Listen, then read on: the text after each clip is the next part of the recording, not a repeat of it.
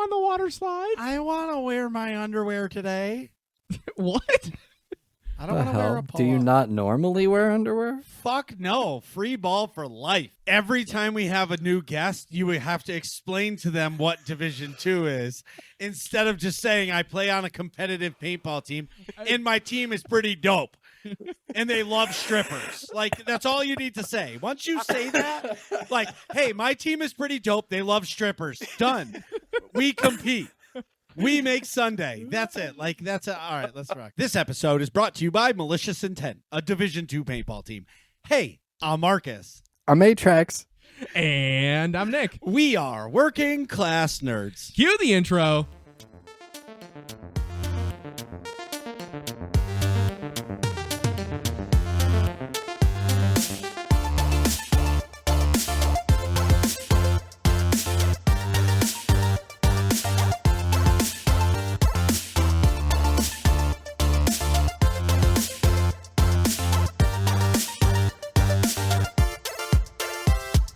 That's right, we are Working Class Nerds, the podcast that gives you no information about your favorite information. Today is 4/20/2023, and you can find this 195 podcast on Apple Podcasts, Buzzsprout, Google Podcasts, Stitcher, Spotify, and anywhere you can find a podcast in the galaxy far, far away. You can also find every single Working Class Nerds episode on YouTube. Just search for the Working Class Nerds podcast or go to youtube.com/MarcusB814. Click on playlist, click on Working Class Nerds, and boom! Every episode, past and present, right at your fingertips. And you can watch me now that I'm back playing video games Tuesdays, Saturdays, and Sunday nights at twitch.tv/MarcusB814. And you can watch me play video games every single Monday night at twitch.tv/NickVern51. We're all on the social medias. I'm at MarcusB814. I am Atrax_A. And I'm at Nick Vern, that's NACKVR, and in this week's episode, our guest has a rather long gaming resume. I met this gentleman through Yukon Paintball back in the day. He has traveled the world playing paintball, worked on some of your favorite video games. He is the legendary Blackfoot, but I call him Conor Walsh. So welcome to the show, and what have you been up to? Oh, yeah, thanks for having me. Yeah, man. Not much lately. I had there's been a big crash into my life's plans recently with had a kid 3 months ago. Let's so, go. Yeah. Congratulations. Yeah, thank you very much. Thank you very much. Very happy. We're lucky he's good, healthy, and all that, but nothing's the same anymore.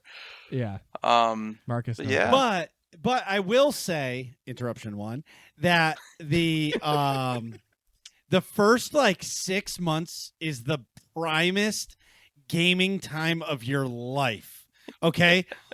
And enjoy every moment of it. Like, find a game, sit on the couch, put the baby in your arm. Boy or girl? Boy. Let's go. We're just going to call him Big Willie for the rest of the show. When you have Big Willie in your arms, gaming is the greatest because then he's going to cry. You're going to be like, oh, bottle. Oh, shit, you took a shit? No problem. Back to your arm, back to gaming. It's the best quality gaming you're going to have without your wife or girlfriend bitching at you every second of the day. Trust me. Trust me. Take advantage of it. Because after 6 months and they're mobile, you're fucking chasing around the house with your controller, and it's like losing signal on the Xbox or PlayStation, whatever you play on. That's awesome. Yeah. He's finally gotten the neck control. So we've gotten this thing, because she'll drop him off to me at times. We got this thing where he'll balance right in my lap, and I can get my hands on the keyboard. Yeah. And so he's just sitting there, just watching the colors, and I'm doing whatever. So I've been getting a few games in. I actually just picked up Cyberpunk a little bit ago. Nice. I know That's a great game. that was one of those, hear all the bad stuff with all the bugs and the glitches. Right.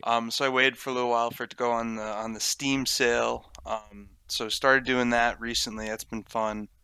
And the Dark and Darker playtest just ended. I don't know if that.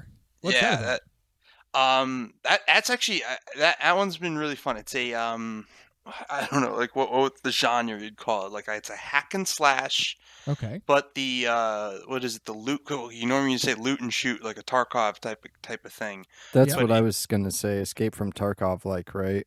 yeah, but it's like a dungeon crawler hack and slash loot, like shoot or stab and loot. You like Yeah. you spawn in, and you can put gear on. You can gear your guy up, but like when they die, your gear's done. Right. You just go around, and there's both, it's PvE, so there's monsters and stuff, and people join in. There's different maps. You have like teams and whatnot, but I don't know. In like it's kind of like a, like Tarkov, where it's like unforgiving. But Yeah. what I don't like about Tarkov is like sometimes you just sit there and you end up spending like 30 minutes and you don't run into anyone, and I don't know. Right. It's a lot. The action's a lot faster, at least. That's cool. Yeah. I'm You looking spend at half an hour running around and then you get shot in the head. Yeah, yeah. this. I like the art. I like this. It reminds me of like Skyrim graphics wise, almost a little bit better than that. But like, I like this idea of like I'm watching this person fight a mimic, which is really cool. Yeah. I like this idea though, like the dungeon crawling, like hunting, going through a dungeon and fighting like environmental enemies and other players. This is a cool concept. Yeah, no, it's a lot of fun.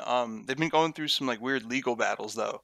So it's like a South Korean developer, and I guess all the This is that developers. game. Okay. Yeah, so they're Iron Mace, and they went and split off of, I forget what it's like, Nexon, or Yeah. I just closed out of Discord because I was worried about I think like Nexon or something else, and like they're saying like they stole the they stole the code. IP, and Yeah. and their legal battles. So this playtest, well, it's like playtest 5. They've done all the other ones on Steam. This one, they dropped torrent links in That's Discord. funny. Yeah. So there's like everyone's like busting out like the old torrent clients. Like I got to be honest, like I used to download a lot of shit when I was younger, Yeah. but Oh yeah. streaming's kind of killed that for me. Right. That's funny. And just to go back to your kid, Yeah. Yeah. my go-to game other than Star Wars: The Old Republic was Minecraft. So for like when my kids were really young, I got super into Minecraft, Yeah. and because my kids loved watching it because it's like super simple and it's bright and it's basic like blocks, they would just be mesmerized and silent. And then my wife would come take the baby, and the babies would start crying, and I'm like, "Daddy rocks." Yeah. I look astute.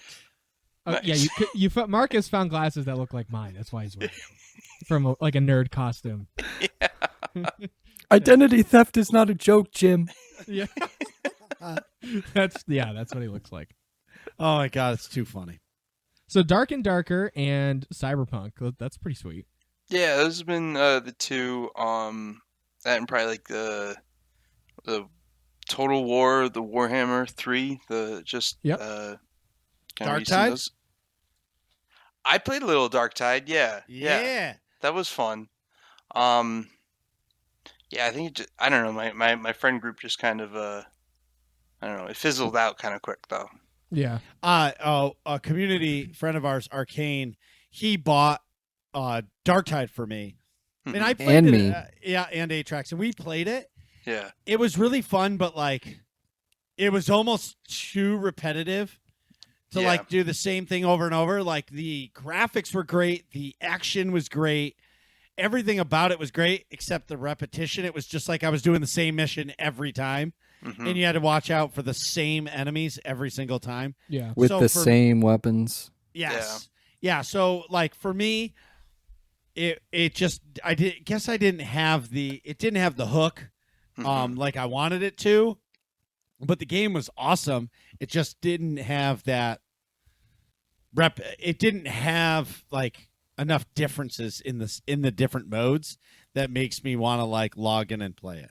Yeah, the replayability, right? Yes. Like yeah. No, I felt like because that's still a pre-release, right? Is it? I forget, but it's the cost of what it was. It was not enough, in my opinion, for like a paid pre-release like that. Yeah. Like alpha playtest type of thing. Yeah, sure, but I don't know. I thought it just released. It's officially out November 30th. Yeah. At least according to Steam. I don't know. Like last year. Yes. Yeah, 2022. Yeah. Okay. Yeah. And it seems like an unfinished game to me. I would have to agree. The progression doesn't feel fast enough. Yeah. I know sometimes it happens. People just like, rush a game out the door. The publisher, just decides like it's time to ship. The one thing, like what game was that? Black Flag, the Assassin's Creed Black Flag. Oh yeah, that happened. Oh yeah. So you're going sailing around. I love that game actually. I thought it was one of my more favorite of those that I played. But like you're sailing in the boat, and it's like to get off, like I forget what it was. It's to get like off the boat to go in. You like dive off. Your big boat's carrying a small boat. Yep. But to go onto an island, you have to jump off your boat and then swim to shore. And then on your way back, there's a boat sitting there for you. And you just take it. So you can't use your little boat to go to shore? Like, and it just feels like there was like a boat that was supposed to take you to shore. And then they're just like, all right, cut it. Yeah. It's Yeah. too complicated. It's taking forever. Fuck it. They can swim to shore. Right. And some developers like, fuck, really? What? That's funny. Well, sweet. Do you usually gravitate towards like an RPG style game more than like something more like shallow gaming experience wise? I don't know. It depends on it definitely depends on my mood. I think I like to have a couple games to rotate between. I do like That's me too.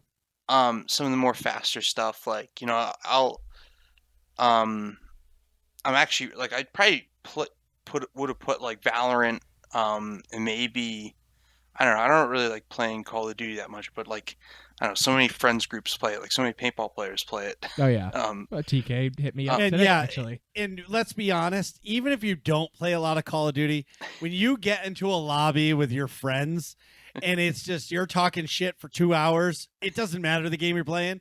Call of Duty becomes awesome. It could be that's how they get me to buy it. Oh yeah. So I'll buy it and I'll play it with them like 3 times, but those 3 times were worth it.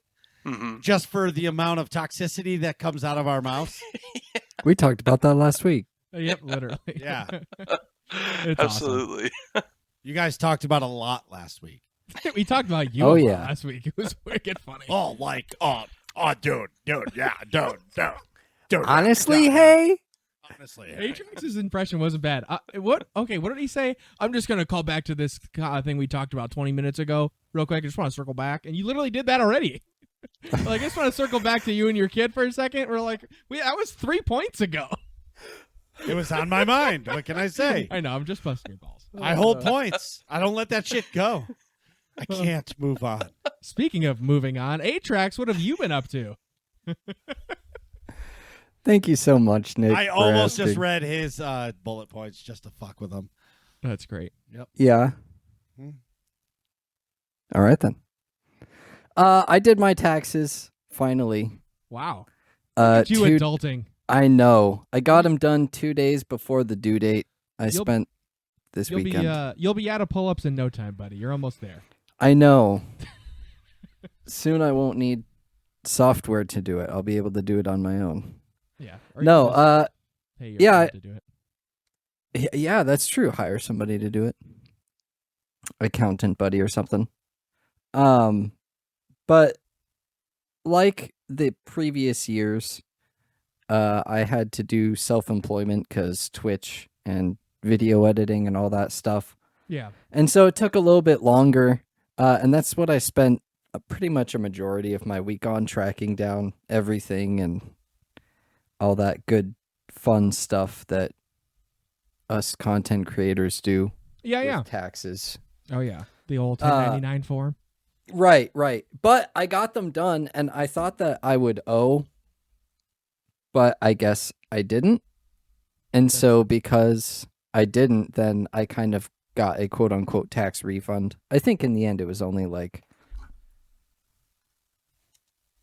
Well, Marcus just killed the notes. Hit the undo Marcus, button, buddy. Yeah, Control Z, please, Marcus. Come on, keep clicking. Yeah, there you go. happened? You deleted the whole thing. That was you. I didn't think I typed that. Yeah, you highlighted the entire document and then. Yeah. Well, also hold on. It's because it's also screwing up because you're logged in as me. Like, click the top right and log in I as don't need yourself. to log in as you. I can just use your notes. No, well, it's all. Never mind. Anyways, meanwhile, hold on. Back to the tax Yeah. man. Meanwhile, back on the ranch. Yeah. Thank you. I got them done. I didn't owe.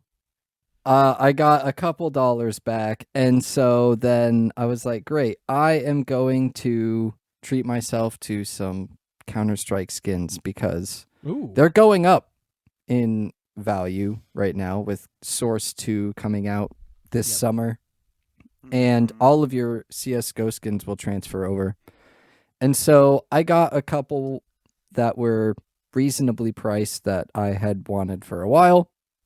Instead of just opening cases, which, I mean, I do that anyway, but when you spend 1,300 hours doing something, then, Yeah, you might wanna as well, treat yourself for it. yeah, might as well look good while doing it. Hell yeah. So Absolutely. I've got that itch. That being said, I've got the CS:GO itch. I'm officially back into it, trying to teach myself how to, teach myself how to play the game. My buddy who lives in Texas and I have been duoing and learning utility, how to throw flashes and different types of flashes that we could throw, Molotovs that you can throw off of spawn, smoke grenades, all of that good stuff, and actually working on strategies, Yeah. which as the Division 2 paintballers, I'm sure, could tell you. D1, shoot him! Shoot him! Kill one! Kill He's one! Dorito! He's Kill Dorito! two! Get him! Kill two! Kill two! Move up the fucking field! Shoot him! Shoot him! I don't have to say that most of the Hit! You guys have played before, huh? time. Marcus has played before. Atrax is pretending. Sound like veterans. Wait, I'm no, a that's not turret. true. I played Greg Hastings Paintball 2 on Nice, Xbox 360. Come on. Yeah. Let's go. Oh, you're a pro then. Give me some credit. That's big props if you played Greg Hastings. 100%. Yeah, good I times. I was the turret. Yeah. That was it. But anyway, the thing is, Atrax, is you love CS:GO, and watching you, like, you love video games. Like, listening to last week's episode just proves the point of, like, I like sports, I like video games, I like it all. You don't want anything else in your life but video games. Like, anything that has to do with video games is you. Like, you're at home at a video game convention, Yeah. right? Like, that is your place to be.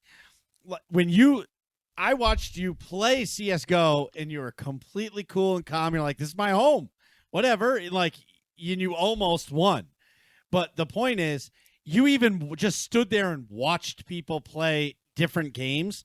And for me, like, I don't get enjoyment out of watching somebody else play CS:GO, because to me it just looks like somebody's peeking a corner, shooting a little BB gun, and they're dead, and it's like, What even happened? what even happened? Yeah. Kind of like it is like when somebody's doing nightmare raiding Yeah. in an MMO, and it just looks like a bunch of flashing lights, and people are like, this is the hardest shit ever, and you're looking at it going, it's just flashing lights, dude. It's just a video game rave. Like, just Yeah. dance. Yeah, I Or don't like know when what- you're I don't know running what the into hell's happening. basic enemies on Elden Ring, Oh, and getting- got him. completely thrashed by them. And you're just like, dude, and then you watch like other people play, and you're like, how do they even just speed run the boss?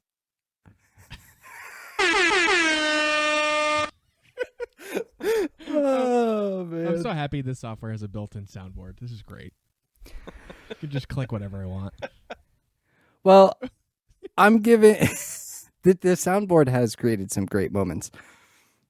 I'm giving Marcus and Nick a little bit of an extra hard time because they've been giving me pressure all week to buy the Call of Duty season pass. Yeah, well, mostly for that 420 skin. That's Like, true. The guy That's has fair. like a bong mask on, and the guns like shoot wheat like pot leaves as like Yeah. the tracer rounds, and then when you kill somebody, it's a puff of smoke in the shape of a weed leaf. I bought it for the record. You Just 'cause got me it's pretty obnoxious. sold. You got me pretty sold. It's just like it's one of them. It's an AK-47, so it's assault rifle. And it has it's called the vaporizer, of course, and it's got tubes coming around the side that are full of smoke. And then there's a shotgun, which is a semi-auto shotgun with a big mag. And when you shoot those tracer rounds, instead of being a line, it's a big burst of pot leaves every time you shoot. It leaves a little token behind too. Yeah, that's the weed leaf and smoke. Yeah. Very but- fun. It's just obnoxious and funny. I appreciate The it. thing about you or anybody with a season pass, my opinion is if you play a game casually an hour a week or 2 hours a week, then don't buy the season pass. It's not worth it. Yeah, if you're playing But more. if you're playing anything more than that, it's definitely worth it because A, it ranks you up faster, and B, it gets you the things that are in the season pass that matter. So for me, that's more worth it. I think Activision is raping people, charging people $30 now for season pass, plus charging you $60 for the game. Oh no, $70 now. Yeah, $70 for the game plus that. But here's my question: can you play Warzone, and that's free, and buy the season pass without buying the game? I don't know how the season pass would help you much in. Does Warzone stuff? Yeah, you rank up. Yeah, you get rank challenges and stuff. Yeah. I think you can. I think you can buy just the season pass then separately. Yeah. Right. I So I can't guess- see how it would really help you though in Warzone because the season pass gives you blueprints and stuff. So I I don't know what the purpose of a free to play player would be purchasing the battle pass because you're only getting the blueprints for Warzone. Can you even use the blueprints in Warzone? Yeah, once you get your loadout drop, you can. But I and guess don't forget, that's true. the battle pass also has new guns every season too. So if you want to unlock the intervention or that shotgun I was talking about last season, those came out in the battle pass. That's how you unlocked it. what season rank does it? How long does it take you to get to season rank Division 2? God damn it! That's a good one. I didn't see that one It coming at depends all. on which battle pass you buy. Right. You guys want to talk about play to or pay to win or not or pay to play? Yeah. There's a lot of that in paintball. That's all it takes to play Division 2. Just pay the entry fee and I you're in. hate to be that guy. Yeah. I mean, that's how I just kept showing up. That's how I got involved. Mm-hmm. Well, okay. All real talk is sometimes that's what you have to do, right? Because paintball players are inconsistent. Oh, yeah. So you can start the season with 10 guys, and at the first event you have 6, and there's Connor standing over there in the corner, and he was just filling pods and just playing at Matt's Outback. But hey, Connor, you want to play? And then you go out and you play well. You're like, fuck, this guy, great. Yeah. You're playing. It's Welcome to Division 2. you're hired, stamp. Yeah. Exactly. Yeah, that's about how it works. Pretty much. And then if you don't perform, they kick you off the team before the end after you pay your entry fee. Right. And that NXL is over. Hey, you can keep coming to practice, but I don't think you're going to be getting much play time. That's funny. I have not seen that happen in teams I was involved with. When I cut people, they didn't pay for the event that they sucked at. But that was It because that was depends. Division 3. That's true. They're still nice in Division 3. That's true. In Division 2, it's like, fuck, we need your money, bro. And get the fuck out. Yeah, that shit's expensive. Well, you should be good if you're in Division 2. That's the thing. Should be, yes. Yeah. Sometimes people get that ranking that don't really belong there, but They get carried. yeah, because if you Mm-hmm. you get assigned points to explain. I don't know if I've definitely explained with Division 2. Here we go. Here we go. I don't know if I've explained how you get points. see how But- masterfully Yeah, I've never. What is it though? What do you mean? What is Division 2? Go ahead, please tell us. I'm not explaining it. Damn it. But you get points assigned to your profile based on how well your team does at a tournament. So you get more points per if it's in a higher division and if there's more teams in the tournament and stuff like that. So like you can be on rostered with a team and play like 1 point in the tournament or something, and they win, then you get all those points as if you played every point. So people can kind of get carried like that and rank up when they don't really have that skill set. But that's tough, especially with going from D3 to D2, because local events are not D2. You can only, if you're playing Division 2, you have to play nationally pretty much. So it limits your playing options is my point. But For those of you playing Working Class Nerds Bingo, you can now mark off Nick Explains Division 2. God damn it. Hey, if I knew how to do that, if I legit knew how to make a bingo card, a Working Class Nerds bingo card, I would do it in a second. Dude, they have bingo generators. You just got to think of 25 things. Oh, I can I think do. of I could 25 help. things. Yeah. That'd be Marcus easy. interrupts someone. Nick talks about paintball. No, Division 2 paintball. Yeah. We mentioned waffles. Oh, yeah. Pineapple pizza. Oh, yeah. Yep. 8-track says top tier. Oh, yeah. Yeah. Easily. He complains about how he's working. Yeah. Marcus complains about how little time he has to play games. Oh, that's a definite. Yeah, our bingo card Yeah. would be. I hope somebody makes one. That would be great. Yeah, we'll put it. Maybe the nerds community will help us out there. No, they won't. Working Class Nerds Bingo. I could literally do that like after the show in 5 minutes. Well, great. Since you volunteered. Thank you. Moving on. Just sign yourself up for that. Oh, so Atrax, I wanted to mention this during your section. Did you Yeah. see that the Mage Seeker released from League of Legends? Yes. Riot Games, sorry. League of Legends. Yes. Riot. I got the email from the media contact today Oh, Nice. good. about it. So yeah, Mage Seeker is now out. That game was so much fun to play. And thank you for mentioning that, Marcus. Along the Mage Seeker lines, we mentioned multiple times last week and had a sneak peek preview of the interviews from PAX. And while going through all that audio, I forgot that we got press kits from a bunch of the different studios and developers at PAX. Yep. And there was like maybe 12 gigs of stuff, gameplay, recordings, all that stuff. And I've never worked with them before, but press kits are super cool. Yeah. Hopefully that's going in the exclusive. And they are, which brings me to my next point. I am working on them. They will be available soon. So go check out youtube.com/MarcusB814. Subscribe, turn on the notifications. Click and the Marcus? bell, whatever all the things. Yeah. I know you've been itching to talk about what you've been up to. So Marcus, how's it going? I fucking hate you both. Okay? It says in You the two- notes I love my co-hosts. What do you- No. That was me being nice, but you guys can fuck. First part is fuck, and the second part is off, okay?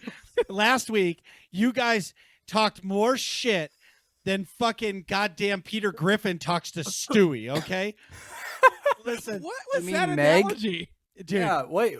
Shut up, Meg. Yeah. So, all I'm saying is, That was great. It was a great episode. Go listen to it if you haven't. Yeah.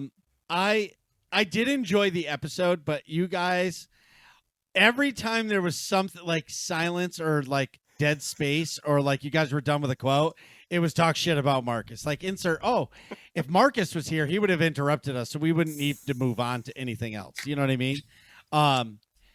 But I haven't played many video games because I've been traveling. Yeah, I was gonna say you've not been home. Right. So I went to Kansas City, Missouri, and Kansas City is dope. They talk a lot of the conspiracy theorists talk about the 15-minute city. Okay. Well, Kansas City is like a 22-minute city. Anything you need is within 22 minutes. Like, no joke. Everything in the city is 22 minutes, like within 22 minutes. Okay. And for me now, I'm like, it's pretty awesome. Like, you want to go to the Kansas City Zoo? No problem. 22 minutes. You want to go to the Federal Reserve Bank, which we did, and I saw $40 million. I'll post a picture of it in Whoa. Yeah, dude. I'll post a picture of it in the Discord. Connor, !Discord, and you can join the Discord. Anyways, What? Not in our this chat. You got to be on Twitch. We're on Riverside right now. What is that? That's that's $40 million. Those are stacks. Holy shit! Damn. Yeah, you can't put that in a briefcase. Just $40 million. Yeah, so that's a wall. That's a lot of money. There it goes. A wall of. Let me show you my kid. Bills.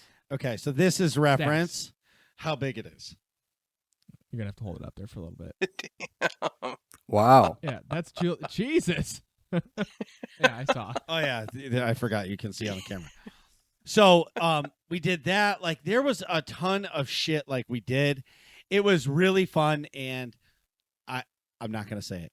I don't get a lot of time off, so I got to enjoy my kids for 5 days. Yeah. It was really awesome to be able to just wake up, be with the kids, go to bed, which Carrie was really awesome with me because like every morning she would get up and be like, she was like, "Are you getting up with the kids?" And I said, "Fuck no." And I just went back to bed. And now and then the kids woke me up like a half an hour later. So like, but what's sweet about Missouri, and I talk so much shit about Central Time. Yeah. That East Coast time is the best coast, which it is. But Central Time is pretty dope because so like we went to a Kansas City Royals game. It started at 6. The game was over at 8:45. You know how awesome that is? Like I can watch the game and not fall asleep on the couch. Like everything is an hour earlier than it is here. So I was like, wow, this is pretty awesome. Like Monday Night Raw, I watched Monday Night Raw and it starts at 7 instead of 8. 8. And I'm like, this is fucking great. But we stayed with my sister, which my mom, you guys know, my mom moved out there for the winter months. Yep. And my sister has 3 dogs. They're all rescues, which if you rescue dogs, you're a fucking hero in my mind because them dogs are fucked up. Unless you're getting like a baby 8-week-old fucking puppy like somewhere, yeah. Those dogs, something happened to those dogs. Yeah. You know, once in a while somebody moved and they couldn't take their dog and they had to give it up, but like the rarity of that is like 1 in 1,000, right? Yeah. Yeah. Most of those dogs, something bad happened to them, and like my sister loves her dogs, but them dogs are fucking wild. Okay? When I talk about wild ass dogs, you think there's fucking banshees living in that house. The way those dogs act. And my kids thought it was fucking great because it was like Mortal Kombat every day with the dogs and the kids. They didn't give a shit until one of the kids got scratched or something, and then they cried and the dog got chokeslammed. Whatever. That's tomato. You know what I mean? But my point is, it was awesome to go. The beef there is amazing. Like there's this restaurant and it's called the Westport Flea Market or West something Flea Market. And it's a bar/restaurant. It's the best fucking burger I've ever eaten in my life. It's probably National Beef. That's the because I don't know. I don't know where they get the beef from, but it's the best meat. Like they kill the cow in the building next door, and the ground beef comes in. Like this, the burger is so good. I ordered 2, and I ate both. And let me tell you, I farted for a day, and I fucking couldn't sleep that night because I was so full, okay? Well, yeah, but what's awesome about this place is they have, like, old-fashioned skee ball, foosball, air hockey, pinball machines. Like me and Julia played the Mandalorian pinball. Oh, I played that in Dallas last year. Oh, what were you doing in Dallas? I was playing paintball, although it was Division 3, not Division 2. Yeah, that doesn't count. That doesn't even exist. Yeah, it was before he was in Division 2. It's like Voldemort. We can't talk about Division 3. The time which must not be named. Yeah, never really happened. Yes, right. But like they had the Guardians of the Galaxy, like a bunch of pinball machines. They had a Debbie Does Dallas pinball machine, which was a little ridiculous. She wasn't naked, so like Ryan was like, "Why are her boobies out?" You know what I mean? I could see her butt crack, and I'm like, don't worry about that one. We're not playing that. But I will say, my daughter is so legit at skee ball. Like, I legit can't beat her.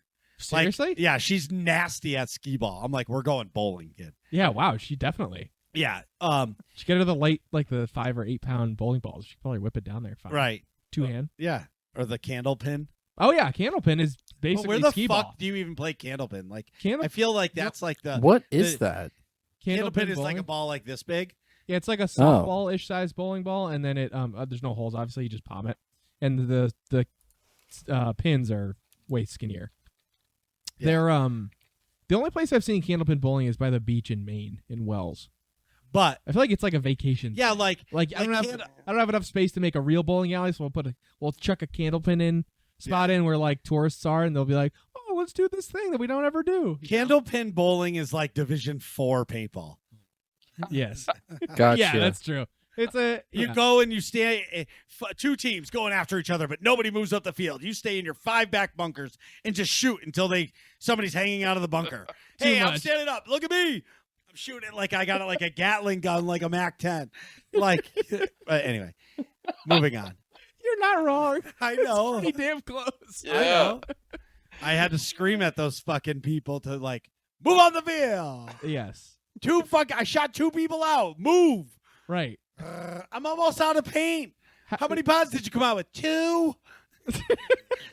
Anyway, moving on. Meanwhile, Meanwhile, I think Connor legitimately maxed out hit the straps on his pack in Florida. Hey, listen, I'm sure Connor right now is wishing he never came on the show. Okay? No, not at all.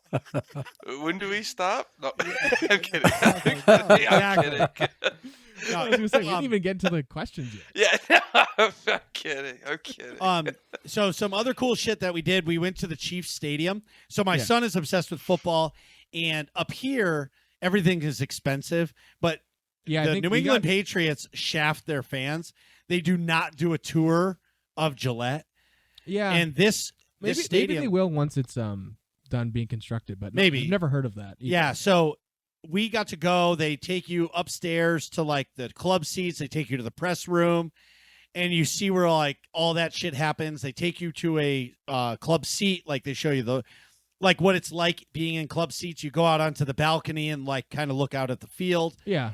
Then they take you down to the basement, and they take you to the players' locker room, which I've never been in a professional's locker room before.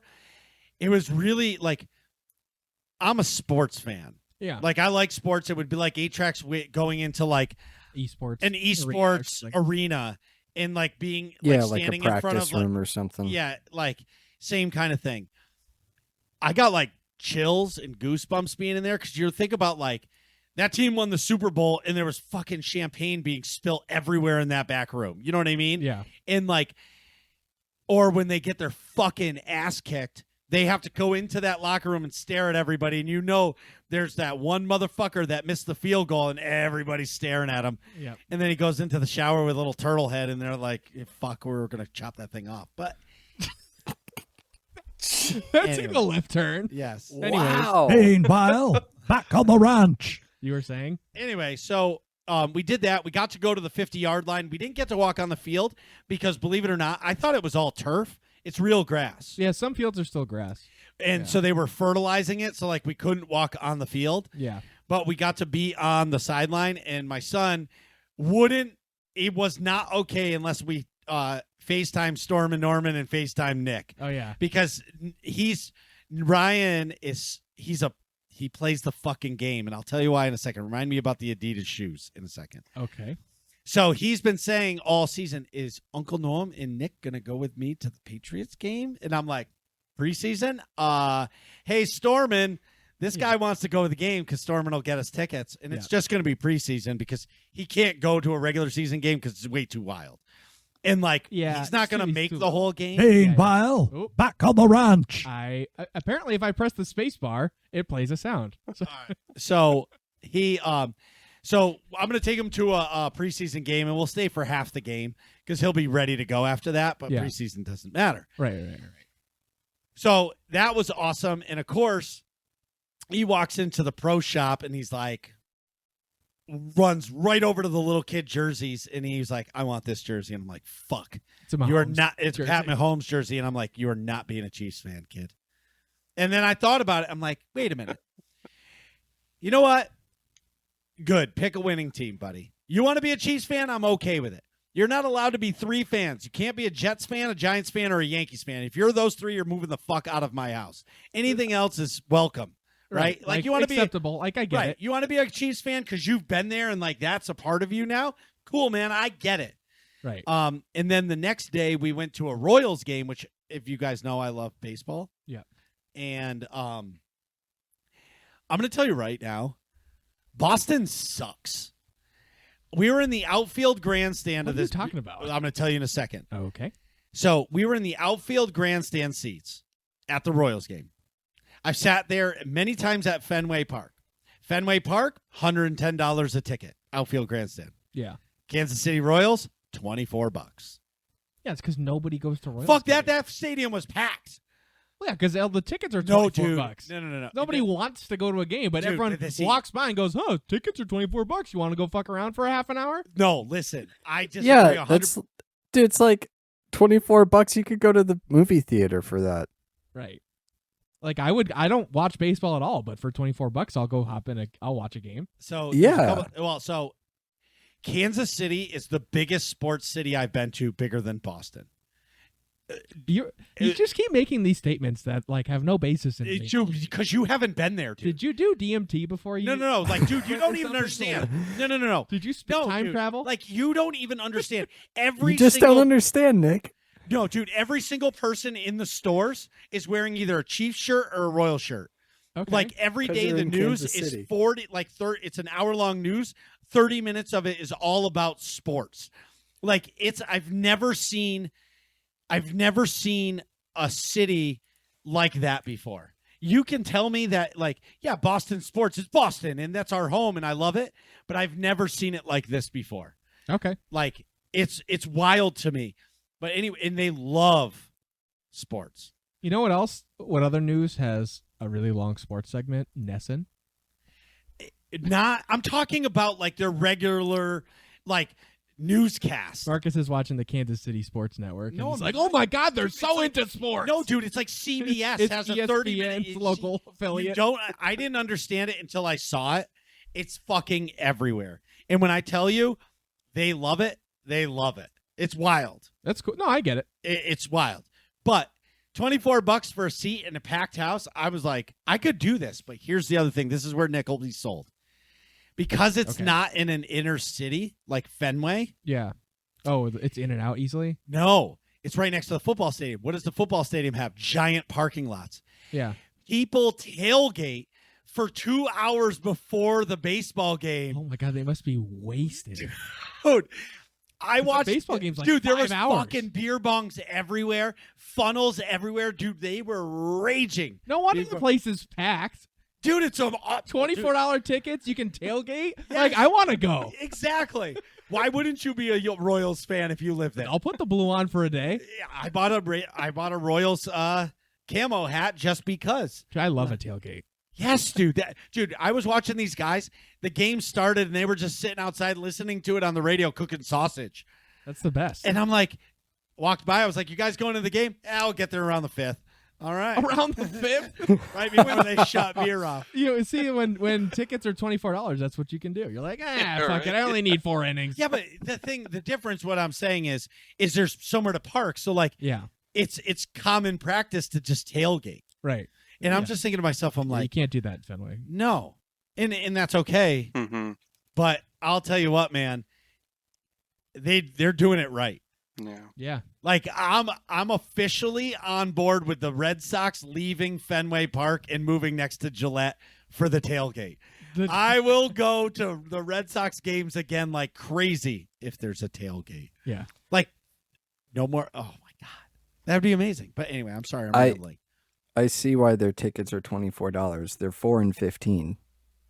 Well, yeah, but you can tailgate. Yeah, but we'll look at the Red Sox record. The Red Sox are also 10 and terrible. 10. That's still 50%. I mean, dude, malicious intent is way better than that in Division 2. I mean, come on. Like, They are actually, doing worse than the Tigers. That's true. It's Yeah. just malicious now. We've become more sophisticated this year since we moved up to Division 2. They just didn't want to see Miss Sus. dude, Yeah, no, I literally. hope, I really hope your team listens to this episode. I really fucking hope they do because I don't know if they listen to podcasts. oh, they will now. That once Connor goes to the field, to be like, you guys got to listen to this stupid fucking show. It's like they can know what happens. Hey, my watch just told me we're really loud, Anyways, You yelling then? yeah. So, long story short, I've had a lot of fun. The only gaming I did on vacation, believe it or not, is I played a shit ton of Minecraft with Ryan. Anytime like he wanted to chill, he didn't want to play on his iPad. He just wanted to fucking play Minecraft. That's cool. But I'm terrible at Minecraft. Like the whole like you gotta use your hand and cut some dirt, and then you gotta make a box, and then you gotta cut some leaves so you can make a log, and then this one, and then you gotta make the crafting box, and then you can make a wooden axe, and blah blah blah. Blah. Terrible. And trying to explain that shit to a 4-year-old, Daddy, just do it. Yeah. And then he breaks the fucking wooden axe, and next thing you know, he drowns, and we lose it anyways. Like rip that guy. Right. That's a good one for the bingo card. Rip that guy. Yeah. So, like I said, I did bring my laptop. I was going to play games, but I was straight chilling. I didn't want to. I was burnt the fuck out. Yeah. I wanted to follow up on Nick and Atrax's comments last week on Elden Ring. It's my final thing I have to say. Was that when we made the wager? Was that on the show? I don't know. Yeah, I think it was working class questions, and I asked about Marcus's How Elden long? Ring addiction. That's right. Okay. Yeah. Okay, so hear me out on the Elden Ring addiction. I really like Elden Ring. I really do. The thing I don't like about it is there's zero chilling when it comes to that game. Like, every enemy is fucking at 100. And now, being a non-Souls player and a non-good gamer, I'm the Division 4 gamer, okay? Where Atrax is like semi-pro gamer. Yeah, that sounds accurate. Nick is still a Division 2 gamer, okay? Always D2. Always D2. He'll never rank up. It's the sweet spot. Yeah, it's a sweet spot. So the point I'm trying to make is the game is really hard for me. And for me to progress, like I need to find a flow to where I'm not dying to every fucking enemy that's on the map. Like, granted, like you get surrounded by a pack of wolves and you're not ready for it, you're going to die. But I explained it like this today. I don't know to who. Playing Elden Ring for an hour and a half, for me, is like playing Destiny for 5 hours. Like I'm It's like so much stress. and like intensity. stress and like tense, and like I look at the clock and it's been an hour and a half and I'm like, I'm fucking burnt. Like, how many times can I fucking die to the same thing? And it's not even a boss. Like, it's not even a boss. It's just some fuck holding a sword with a shield, and he does a spinny move and he fucking annihilates me, and it's like, I can't fucking win. It's the best.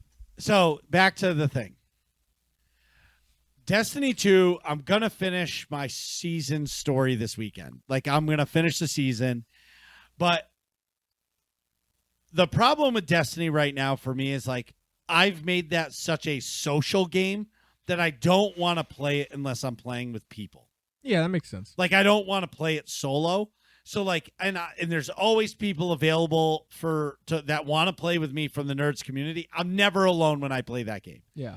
But sometimes, like, what Elden Ring has shown me is I really do like playing alone, and I really want to play Elden Ring, but it's so hard that it's so tense that, like, I can't sit back and play it. You know what I mean? Yeah. So I'm kind of in between of like what you want to do. Yeah, like I'm in between. So this weekend I'm gonna play Elden Ring for a stream, and I'm gonna play Destiny. I'm gonna play both, and I'm fighting some stupid stone troll. That's where I left off. So it's probably gonna take me an hour to beat that boss, or 2 or 3, whatever. Yeah. And then I need to figure out, like, I need to go to an area, and I'll probably ask chat or Atrax to help me. I'm going to go to one area, and I'm going to just grind for runes and just level up. I'm going to grind for 2 or 3 streams of just grinding. Like, I don't care if it's quality content. I'm going to learn how to play this game. Okay. Because the game either needs to get easier for me to play, and what I mean by that is Your like, level versus like the enemies. here comes the sword chopping down, and as it's hitting the ground, I'm rolling. Yeah. You know what I mean? And I'm getting that 0.3 seconds of immunity Yeah. versus like rolling too soon, and then the wave of like the sword hitting the ground, the AOE of it hits and kills me. Yeah. Because if I cannot figure that out, I can't keep playing. It makes sense. Because like if I can't have a little bit of chill in it, honestly, some of my favorite times playing that game is just like exploring. But I really love going underground into those dungeons. Yeah. Because that's more like raiding from an MMO. I've also thought about going back to SWTOR a little bit more, and then I talk myself immediately out of it because there really isn't a ton new content, and I haven't had the desire to raid again. Yeah, and if I feel like if you go back to SWTOR, you like want to be raiding because that's your jam. Yeah, I love to raid. Oh, and then okay. Oh boy. He's going off script. He's run out of bullet points. He's gonna say, and he took a deep breath. Everybody. He's gonna say something he feels like he's gonna be chastised for. I can see it in his eyes. Right. Oh, 100%. Yeah. Nick. Oh, and Atrax. What's up? You were right. We were right about which thing this time. Buying a fucking controller. Okay. So today, when I was looking for an extra XLR cable, which I didn't find, I took it off my SM7B microphone. Oh, that's where. Okay, I got you. Okay. Yeah. I found my Razer controller. Yeah. It was in a case, all pretty, and I picked it up, and I was like, "Oh, there it is." That's where it went. Yeah, I didn't need to buy one, just like Nick and Atrax said. So I went upstairs immediately and was like, "Hey, Ryan, you want the green controller?" And he's like, "Yeah, Daddy." Yeah, the one you just bought. Yes. That's now going to get thrashed. That's all right. He actually takes care of his controllers. Yeah, no, I when also he played Sonic, he was actually like being respectful. Yeah, and I also found an extra Switch Pro controller. I also found a Wave 3 microphone. I also found Bose surround sound speakers. What? Like for a computer. I also found. Was it just like the Wow. Where are you finding this stuff? Yeah, can I get one of those bins? Like, Robbing a Circuit City. I just found all this stuff just on the shelves.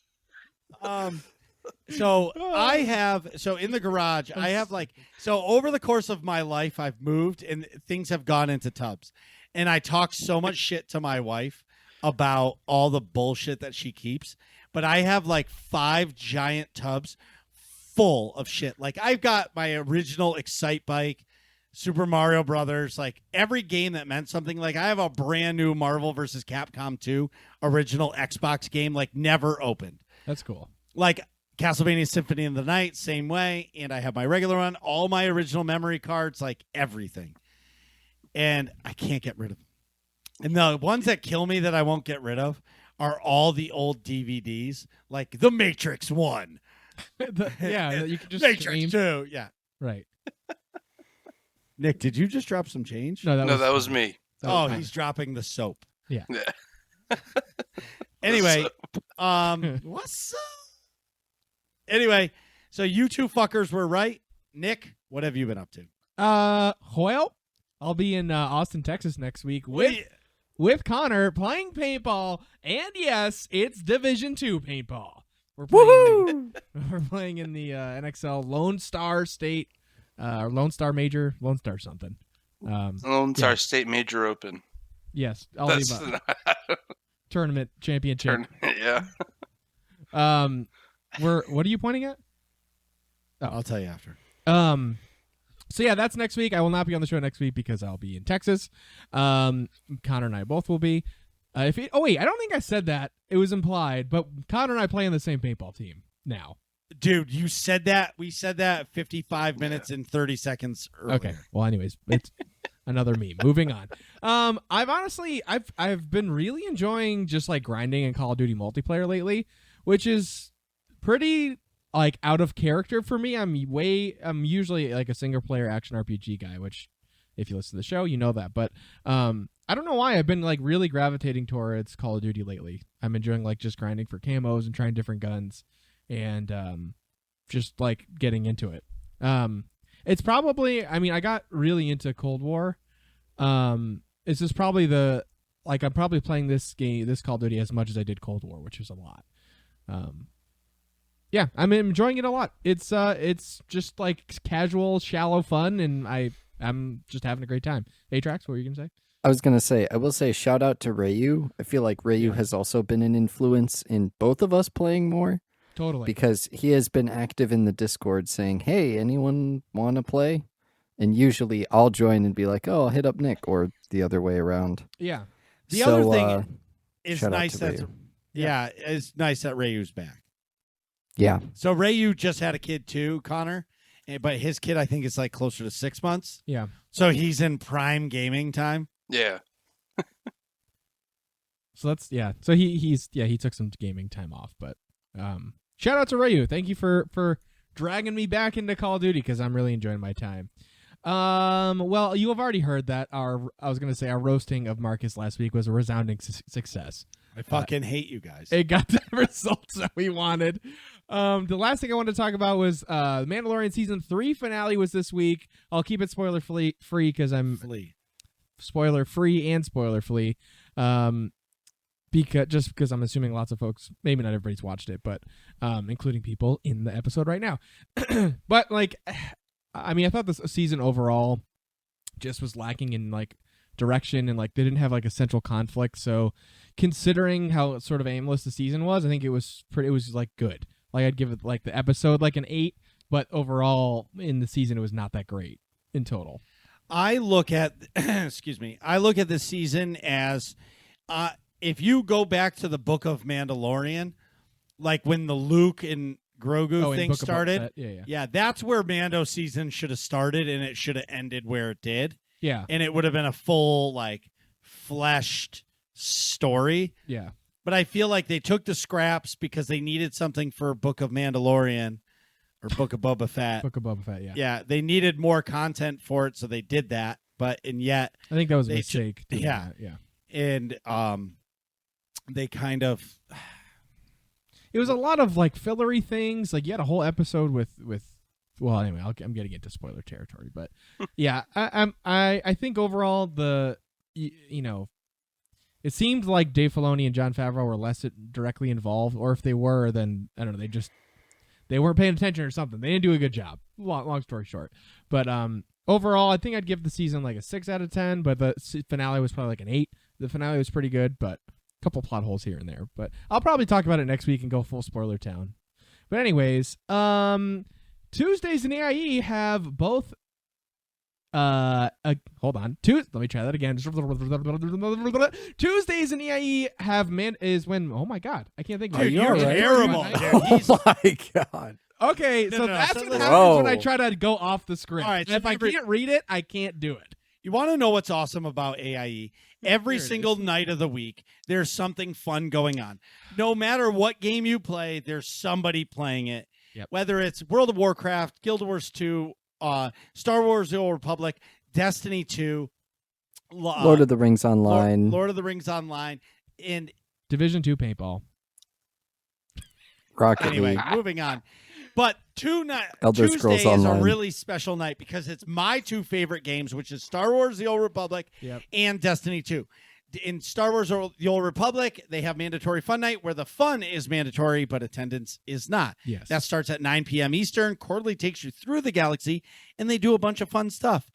And then if you want to be hardcore and get mouthy with me, then you can join me for Clan Night, which happens every Tuesday at 9 p.m. Eastern Standard Time. And if you're wondering how to get involved and how to talk to you go to aie-guild.org, get our Discord information in the top right-hand corner of the website, and ask for a guild invite. Again, that's whether or not you play Star Wars Old Republic, Guild Wars 2, World of Warcraft, Elder Scrolls Online, Division 2 paintball, or any other of the games that we play. We would love to have you. Nick, you are never allowed To go off script. to ad-lib a thing. All right. And with that, we'll be right back. Hey, everybody, this is Marcus B814, your friendly working class nerd. I need you to do me a favor.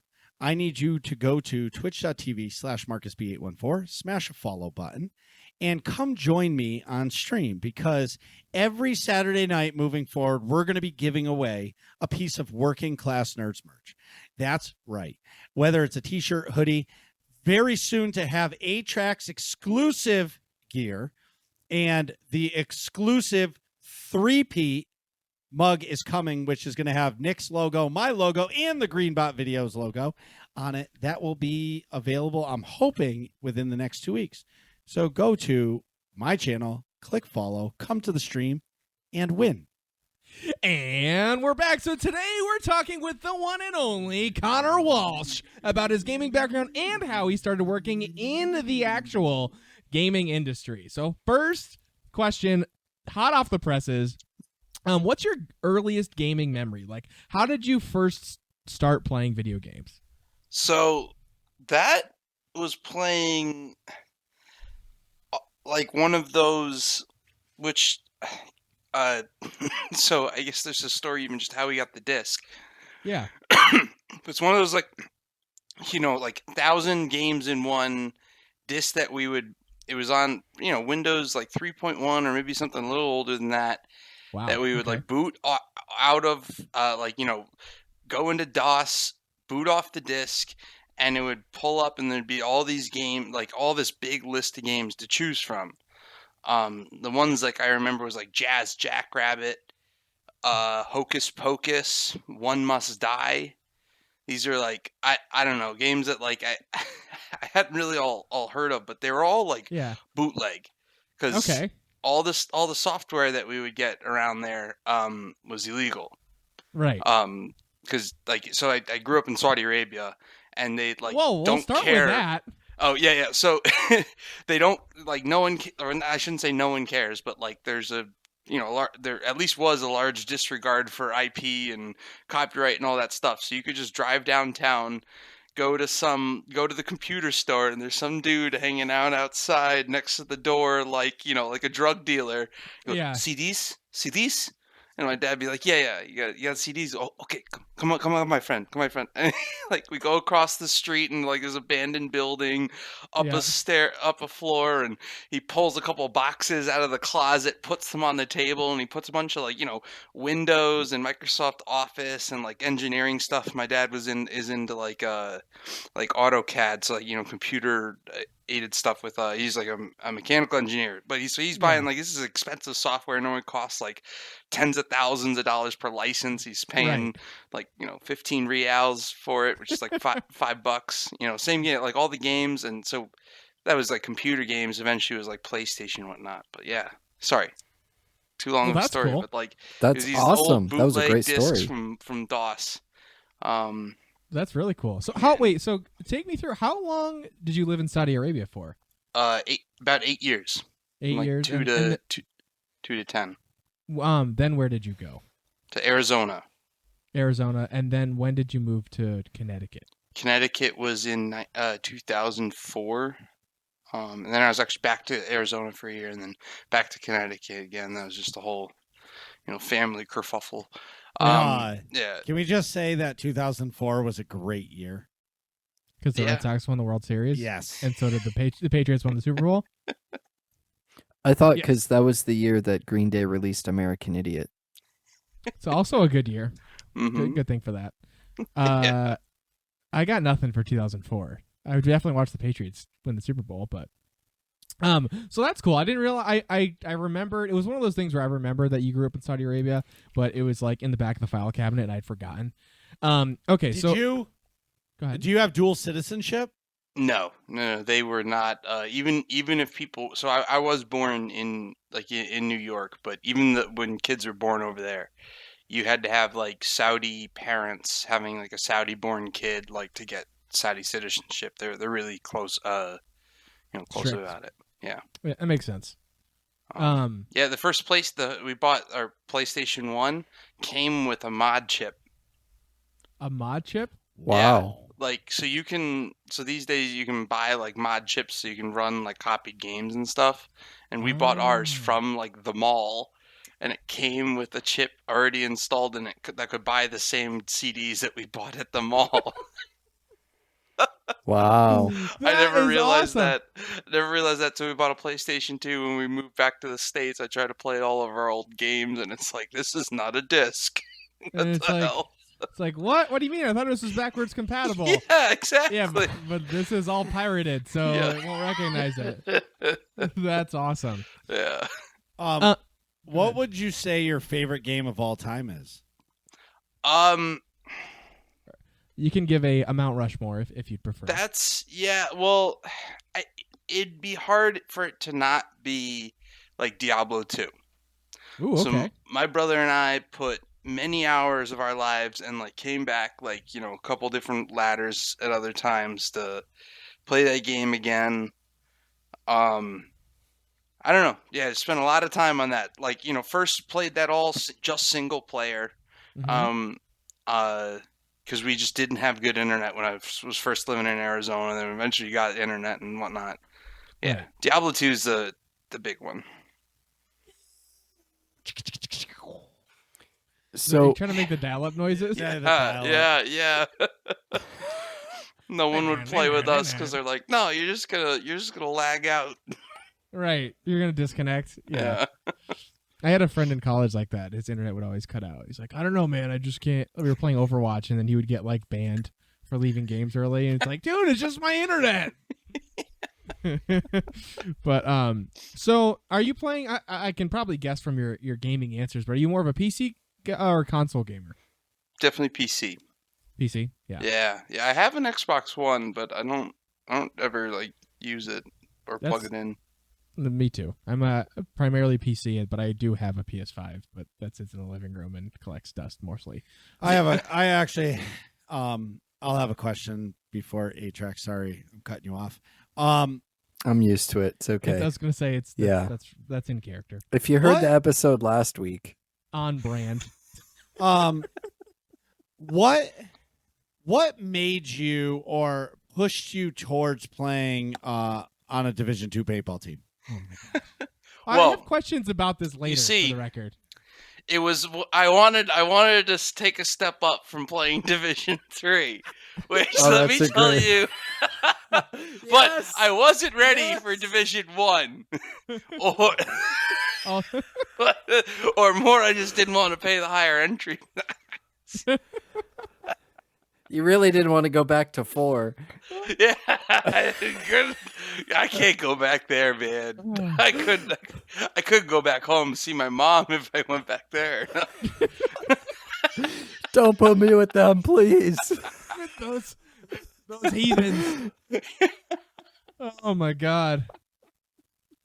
So, oh my Yeah. god. Yeah. Anyway, I sorry. mean, where's my button here? Meanwhile, back on the ranch. So, okay, so I have a question. So you in the intro, I threw a lot of superlatives in there. Of course, I try to do that every episode. But you have a nickname called Blackfoot, and that's because you are known for not wearing shoes in certain situations, particularly at the paintball field when you're like walking out and about. How did that?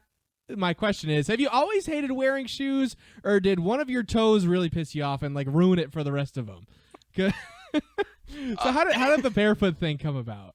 So that I was born like with like flat-footed or whatever. I don't know what the term Yeah, is. like without an arch. Yeah, and like bad arches, and the podiatrist says like, hey, you put these inserts in your shoes, or you go around barefoot. Yeah. And I'd always been like raised, my parents, you always telling you that like, don't let people touch you, and like no one's allowed to tell you what to do except us or a doctor. And Right. so then they started regretting that because I was like, well, the doctor told me I don't have to wear shoes, and so I wouldn't wear shoes as a kid. And definitely got like, I don't know, I just used to do that a lot as a kid. And then paintball, it really like turned into a thing again because I quote unquote grew up and started wearing shoes in society and bullshit. Right. But then there's like one paintball event that it was in Florida, starts raining, gets into that real thick Florida mud, and I'm walking around in flip-flops, and it's like, what's the point of this? Because there's so much mud that it's pouring over onto the flip-flops. yeah, So I you're just take the basically flip-flops off, walk around, get the feet all muddy, and then when I get in the car, I can put the shoes on, and now I have like clean shoes. Oh, Yeah. okay. And then God. I just Wow. started going around barefoot. And then with a couple teams that ago, when I first started playing with them, had been doing that, walking around all weekend All in the event. Florida mud. And we come home, we had lost, so we were drinking. Oh, yeah. And I come home and I'm drunk, and I put my feet up on the right on the table in the middle of the living room area. And the like the captain of the team comes in. He's like, "Get your dirty, stinking, fucking black feet off the table!" Like, and then he's like, "You know what? Like Blackfoot, it was a team that did a lot of like always had nicknames. This is the New Jersey Jesters. Yeah. And so that my name on the team turned into Blackfoot, and I was like, I mean, compared to some of the other teams, because one of the other leaders of the team is Timmy, and then there's another guy on the team whose nickname is Gay Timmy. So like the nicknames can get bad, and there's like Beaver and I don't know, Mustache and like all this stuff. And so Blackfoot, I was like, all right, I like that. That's pretty badass. Like, and like I can live with it. Totally. So it's actually burned me recently, because I then played on a team that was like pretending to do like a mock Mexican team, and we were the Los Pit Boys. Yes. And so they're like, what do you want your name on the back? I was like, well, Blackfoot in Spanish. And I went and Google translated it and sent it to him. And he was like, are you sure? And I was like, yeah, it's fine. And then I didn't realize it until like this year I'm practicing for D2 Yep. with Nick. Yep. And this friend of mine, Nate, who's, he's a black kid, asked like, so what's your jersey mean? Like pied Negro. I'm like, what? No, it's Pied Negro. Which I'm like, fuck, man. That's why that's why they asked me. Yeah, and I had no idea. I like go to this guy who had the team who made the jersey. I told him, I was like, shit, dude, it was fucking racist. He's like, yeah, that's why I asked you. Like, are you sure? I'm gonna put this on there. I'm never bringing that jersey out again, man. Oh my god. Yeah, I That's think you got funny. a few photos in that too. I think they're taking photos. Because then everyone started pointing it out. Right. Fucking Ray Bucco, I'm like walking out of the pitch. He's like, hey, what does pied Negro mean? Fucking Ray. Yeah. That's awesome. So that's that. That's that. Yeah. Yeah, safe to say you're not wearing that jersey to practice again? Yeah, no. That's I'm hanging that, name up on the wall, name to the wall. Right. Yeah, so only the front shows. So to bring it back to more, bring it. Oh my god. You gonna let A-Trax get involved or what? No, I'm just gonna bully him the whole episode. Just talk over him. Yeah. Matrix, what do we have next Well, for Conor? I knew Marcus would interrupt for me, so I just let him go. I got your back, buddy. Thanks, man. So on a more, I guess, I don't know, quote It's leading unquote into- serious note. Yeah, leading Yeah. into other cool Gaming stuff that we'll stuff. talk about. Yeah. How did you get interested and into computer science, and then how did that in turn work into the gaming industry? So I really do have to actually. I owe my my whole career now, and just my getting into computer science to games. Yeah. And I gotta give my dad a bit of credit in that same thing where I was like, he had like this Windows 3.1 machine and this disk that we would load. He kept like sitting me in front of it, and he just had an idea that they're going to be important.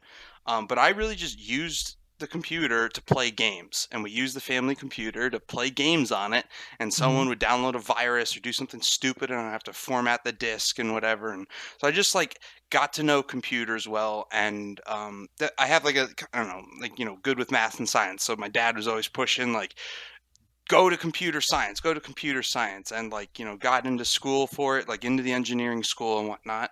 So it was really mostly just like getting pushed by like my dad. I almost like tried to quit, and he's like, all right, what do you want to do? I was like, I don't know. He's like, all right, you do this, and until you until you figure out what you want to do, you do it. If not, you get a job that can like pay for you to go back to school. Yeah. And it was just like means to an end, because like I could do the programming, but none of it like seemed interesting. And then until my first senior year, that I had my first security course. Yeah, you heard me right.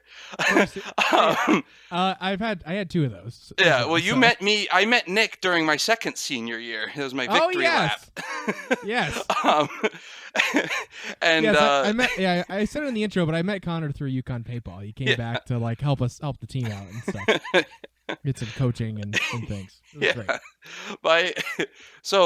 My first senior year is the first time I had a security course, like a computer security course, and that was where they went through, and it was very like high level and went through a lot of different aspects of computer security. But what it mainly was showing you different like issues or common vulnerabilities, like a piece of software that had like an issue baked into it, and then would point you at some like internet articles and some other things that explained how to like exploit it. And so like, here's the code, try to figure out how to break it. And then like a couple projects like that, and like I just enjoyed it. And then they start talking about certifications during that class, and I realized like, wait, I can get a job from it. And I went from something that I was like a means to an end. So I got into computer security, was doing that for a little while. And after I didn't like my first job, was like trying to get out of it, and I did a lot of time that I was working with developers. So I was doing application security where I was like fixing problems that other developers had like baked into the code. And I was sick and tired of usually like I would go and ask someone to fix something, they push back, and they would usually end up winning because they're the ones making the product and they're making the money. Okay. Yeah. So I started interviewing for my next job, and I had the whole thing I was saying, I don't want to work with any Rockstar developers anymore. I'm sick and tired of it. And one of the recruiters I was working with was like, hey, look, I have this job. It's with Rockstar Games. And I was just like, no. I said, no Rockstar developers. They got Rockstar in the name. Like, absolutely not. And like, I wanted to do like consulting work and whatever. And they like hooked me with an interview, and I bombed the interview. And then like, the recruiter circled back like, hey, come on, can you talk to this guy? Like, and I was like, all right. Like, I was like, she scratched my back, I need to scratch hers. And I got on the phone, and I was just like totally flippant and wasn't really trying very hard. And I was just like bullshitting with the guy. And instead of like putting on my interview voice, like, you know. Yeah. And I was talking to him about how I'd like swindle developers and like, you know, all the mind games I play on them. You figure out like this guy, I got to show up and give him like a bagel and coffee. And like this one, I show up with a bunch of fake problems that he argues about. And all right, yeah, we'll toss those out the window. Now let's talk about this one. Like, you know, and he ended up like concede and fix the problem that you actually care about. Yeah, he ended up like loving the whole talk, and like told me, he's like, hey, look, we're looking actually for someone like higher, of like more experience, like coming in to build a program. So you don't really have the experience, but like, hey, it was a good conversation. I'd like to bring you in. Go in, do the whole on-site interview, and had a bunch of good conversations. And same thing from my then manager of like, hey, look, you don't really have the experience. We're already interviewing someone that we made an offer to. So like, you don't really have this job, but everyone liked you, and I have this other need that like I was going to hire someone down the line, but I'm going to go out and see if I can request and whatnot and get an extra head count and bring you in. And sat there for months, so that's like October or whatnot. And I know this is kind of like, it like ran on. And whatchamacallit? I'm sorry, I kind of realized like it was like a first question. I've just kind of started rambling about. Dude, we want to hear all that's about okay. it. Like, yeah, keep going. All right. Sorry. It's a great story. I didn't want to cut in and ask follow-up questions because I wanted to just let you talk about it. Yeah, absolutely. But that is exactly what I want to hear. I will ask a question now that we stopped. So what was your first job doing? You're doing security. Wait a minute. Wait. Before that, no. So it went on for actually months. Before. So it went on for months. So how long was the time between you the met interview with them, Rockstar, the interview, and you got hired? So that was probably October, I think, and I didn't actually get the job offer until January. Okay. So That's like, wow. I go to You thought it was a Thanksgiving. lost cause. Yeah, I go to Thanksgiving telling like family about it. I show up at Christmas and everyone's like, "So, what about the job?" I was like, "I don't know. It's not a yes, it's not a no." And Yeah. then like I finally had the job offer. And it was like right after the new year. Actually, things happened pretty quickly. And it turns out that and this is all public, public knowledge, and I was all found this out before I got the job. Yeah. So what had happened is like, so my role was like to kind of like was to help with like the cheating problem that they had. Okay. What had happened right before the new year is they had this issue going on that like that had been pointed out, but there was this file being passed around on the internet that wasn't encrypted, that had like multipliers in it, and people could like put something in between their console and the internet and replace that file, or if you had a modded console, you change the file on your console, and all of a sudden instead of picking up $5, you're picking up 10, whatever multiplier you want. And that's what things was used for, like 2 times Tuesdays and things like that. Got it. Which games was that for? Was that GTA 4 then? That was Grand Theft. Oh no, it was GTA 5. So Grand Theft Auto GTA 5 5 had launched probably like in the fall of that. That was like fall 2016, or no, And 2013. 13, 14. 14, 15. Yeah. For So the- 2013 is when I was interviewing, because like GTA 5 had already launched for PS3 and Xbox 360. okay, and then you get hired in January of 2014. Yeah, and because this cheat had gone out and the economy went to shit. Got And it. there's You know people what's throwing crazy? cash around. Right. Right. You know what's crazy is that game has been around that long. Yeah, Yeah. 10 years. Yeah. Mm-hmm. That's crazy. Well, it'll be 10 years in the fall, but Yeah. yeah. That game broke like tons of records. It was like the most profitable piece of media. I think it beat Titanic and Oh know, yeah. yeah. All the Avatar movies, all the Mhm. above. And So it's still printing money. right. It really is, man. It's a game, man. It's lasted a long time. It was cool to be a part of that. How long that's- did you work for Rockstar? Like 3 years, just about 3 years. So Yeah, a little over.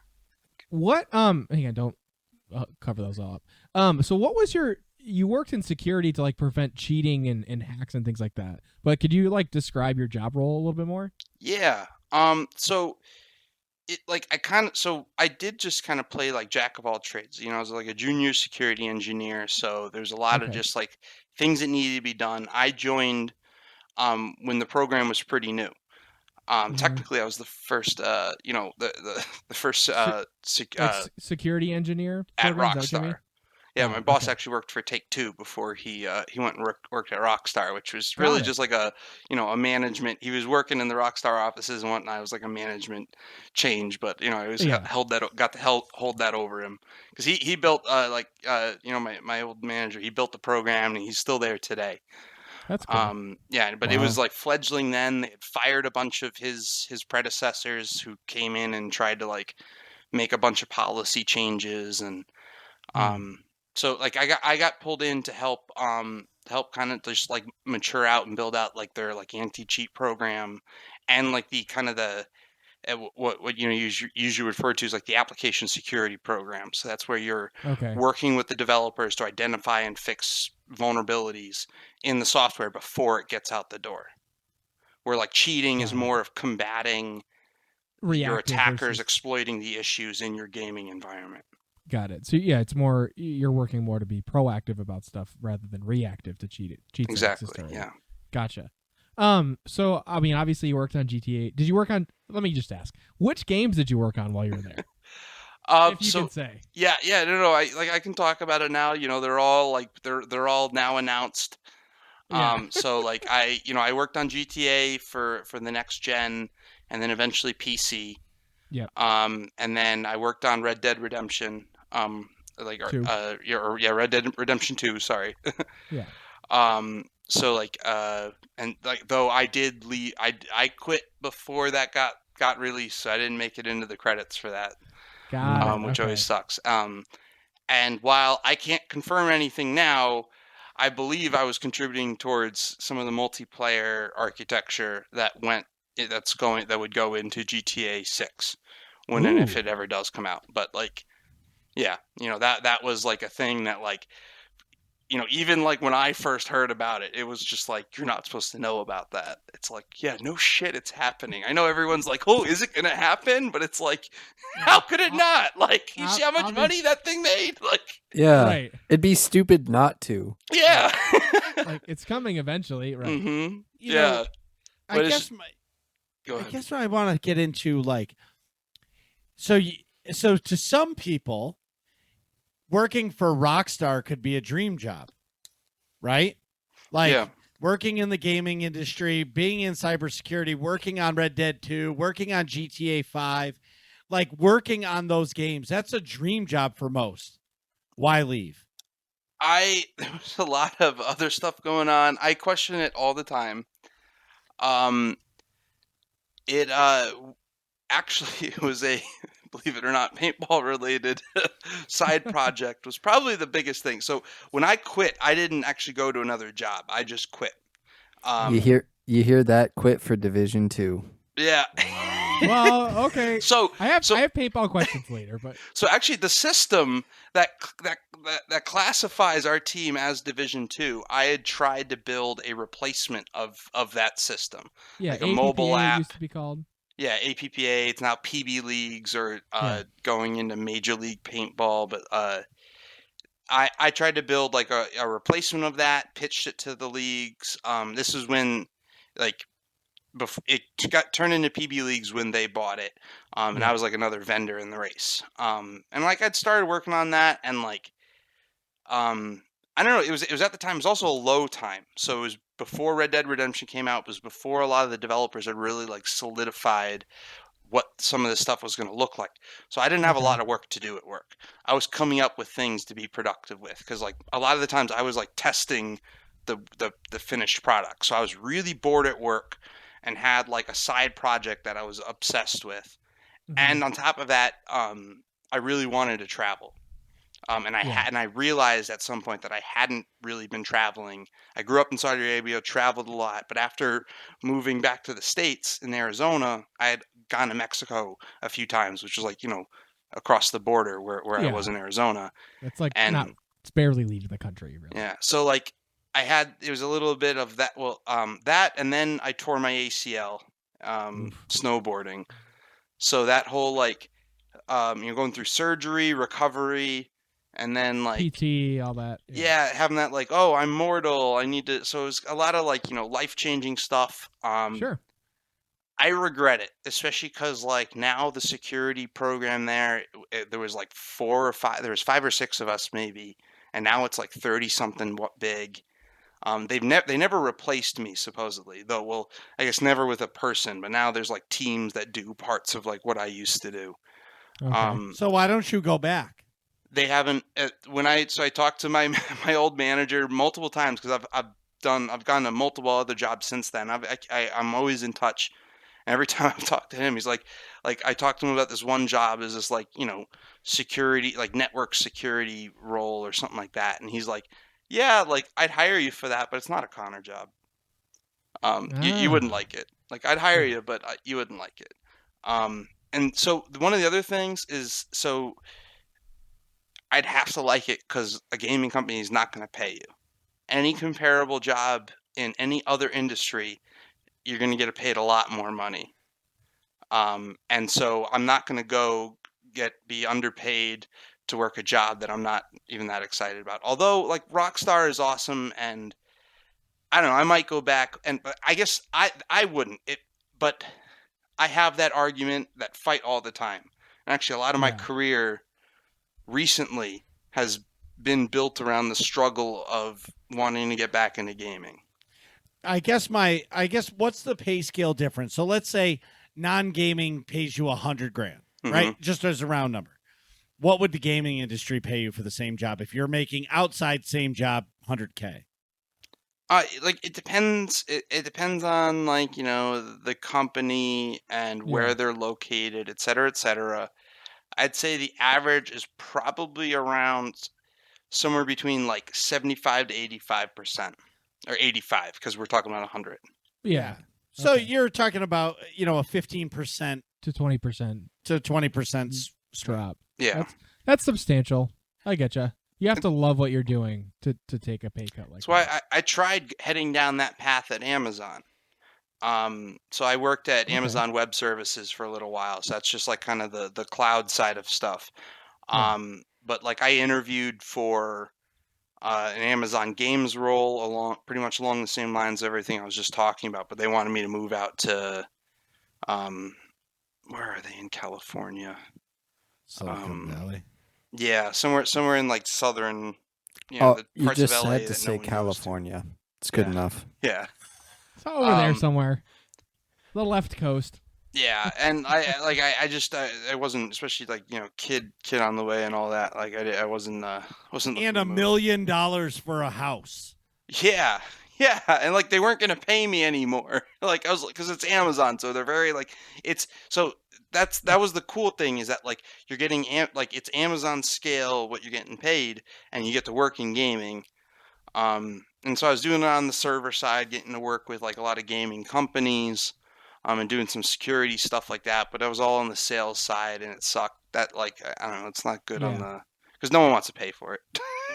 Yeah. Right. That makes sense. But yeah. So Amazon Games, I mean, I don't know. I'm assuming there's a lot of like NDAs involved, but which games are they working on in Amazon Games? Oh, New World? World and Lost Ark. Lost Ark are the two big ones. Okay. Yeah, I was never really behind any scenes. I don't have any NDAs like with that For them. stuff. They have 2 unannounced titles. The third was they were working on the Lord of the Rings MMO and they canceled it. Yeah, they're Oh, not yeah. gonna. I'm quite sure all those titles that are coming are what they refer to as like second party. So they play the kind of the publisher, but there's another development company. Essentially, what Lost Ark was. Okay. So New World was an in-house, like fully AGS Amazon Game Studio developed, game. Lost Ark was done by Smile Arc, which was actually a game that had been going for a long time in like Korea and Russia, and China. Maybe it's like an East Asian area type game, and they had to I can see westernize that it. influence. Yeah. Interesting. Yeah. And so Amazon like took care of a lot of like the translations, the westernization of the game, like adding genders to the player, the class types and stuff like that. Yeah, Interesting.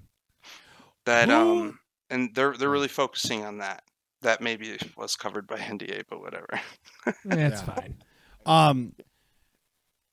They're not going Nobody after me for listens that. to this anyways. It's No, fine. like they got bigger fish to fry than me Right. talking about that. That's no secret. I mean, it's Right. Yeah. Marcus, what were you going to say? Who would you say your favorite Star Wars character is? Oof. This tells a lot about a person. Yeah. We ask this to everybody. Okay. And the next question, which I can't wait to ask. Okay. I should we'll move. focus on I No, that actually- next yeah. question we'll ask later. I'll bump it down. All right. I probably should have been better prepared for this. Take your time. Think Yeah. If you really can't think of it, I can tell you mine first. That's always a good 60 seconds of explanation. Sure. 60. It's prepare for 120 seconds of the full explanation. Here we go. Yeah, and then you'll forget to think about yours because you're so focused on his monologue. God damn it. Whatever. And I'm still going through it, okay? I have 2, and it's I do have 2. I have 2 favorite characters. I got 2. They are Darth Bane and Grand Admiral Thrawn. And did you know who Darth Bane is? Let me tell you. Darth Bane is the Sith that... God damn it. That's a pretty fucking good impression. Darth Bane is a Sith that originally created the Rule of Two. So this is between the Old Republic and the original trilogy.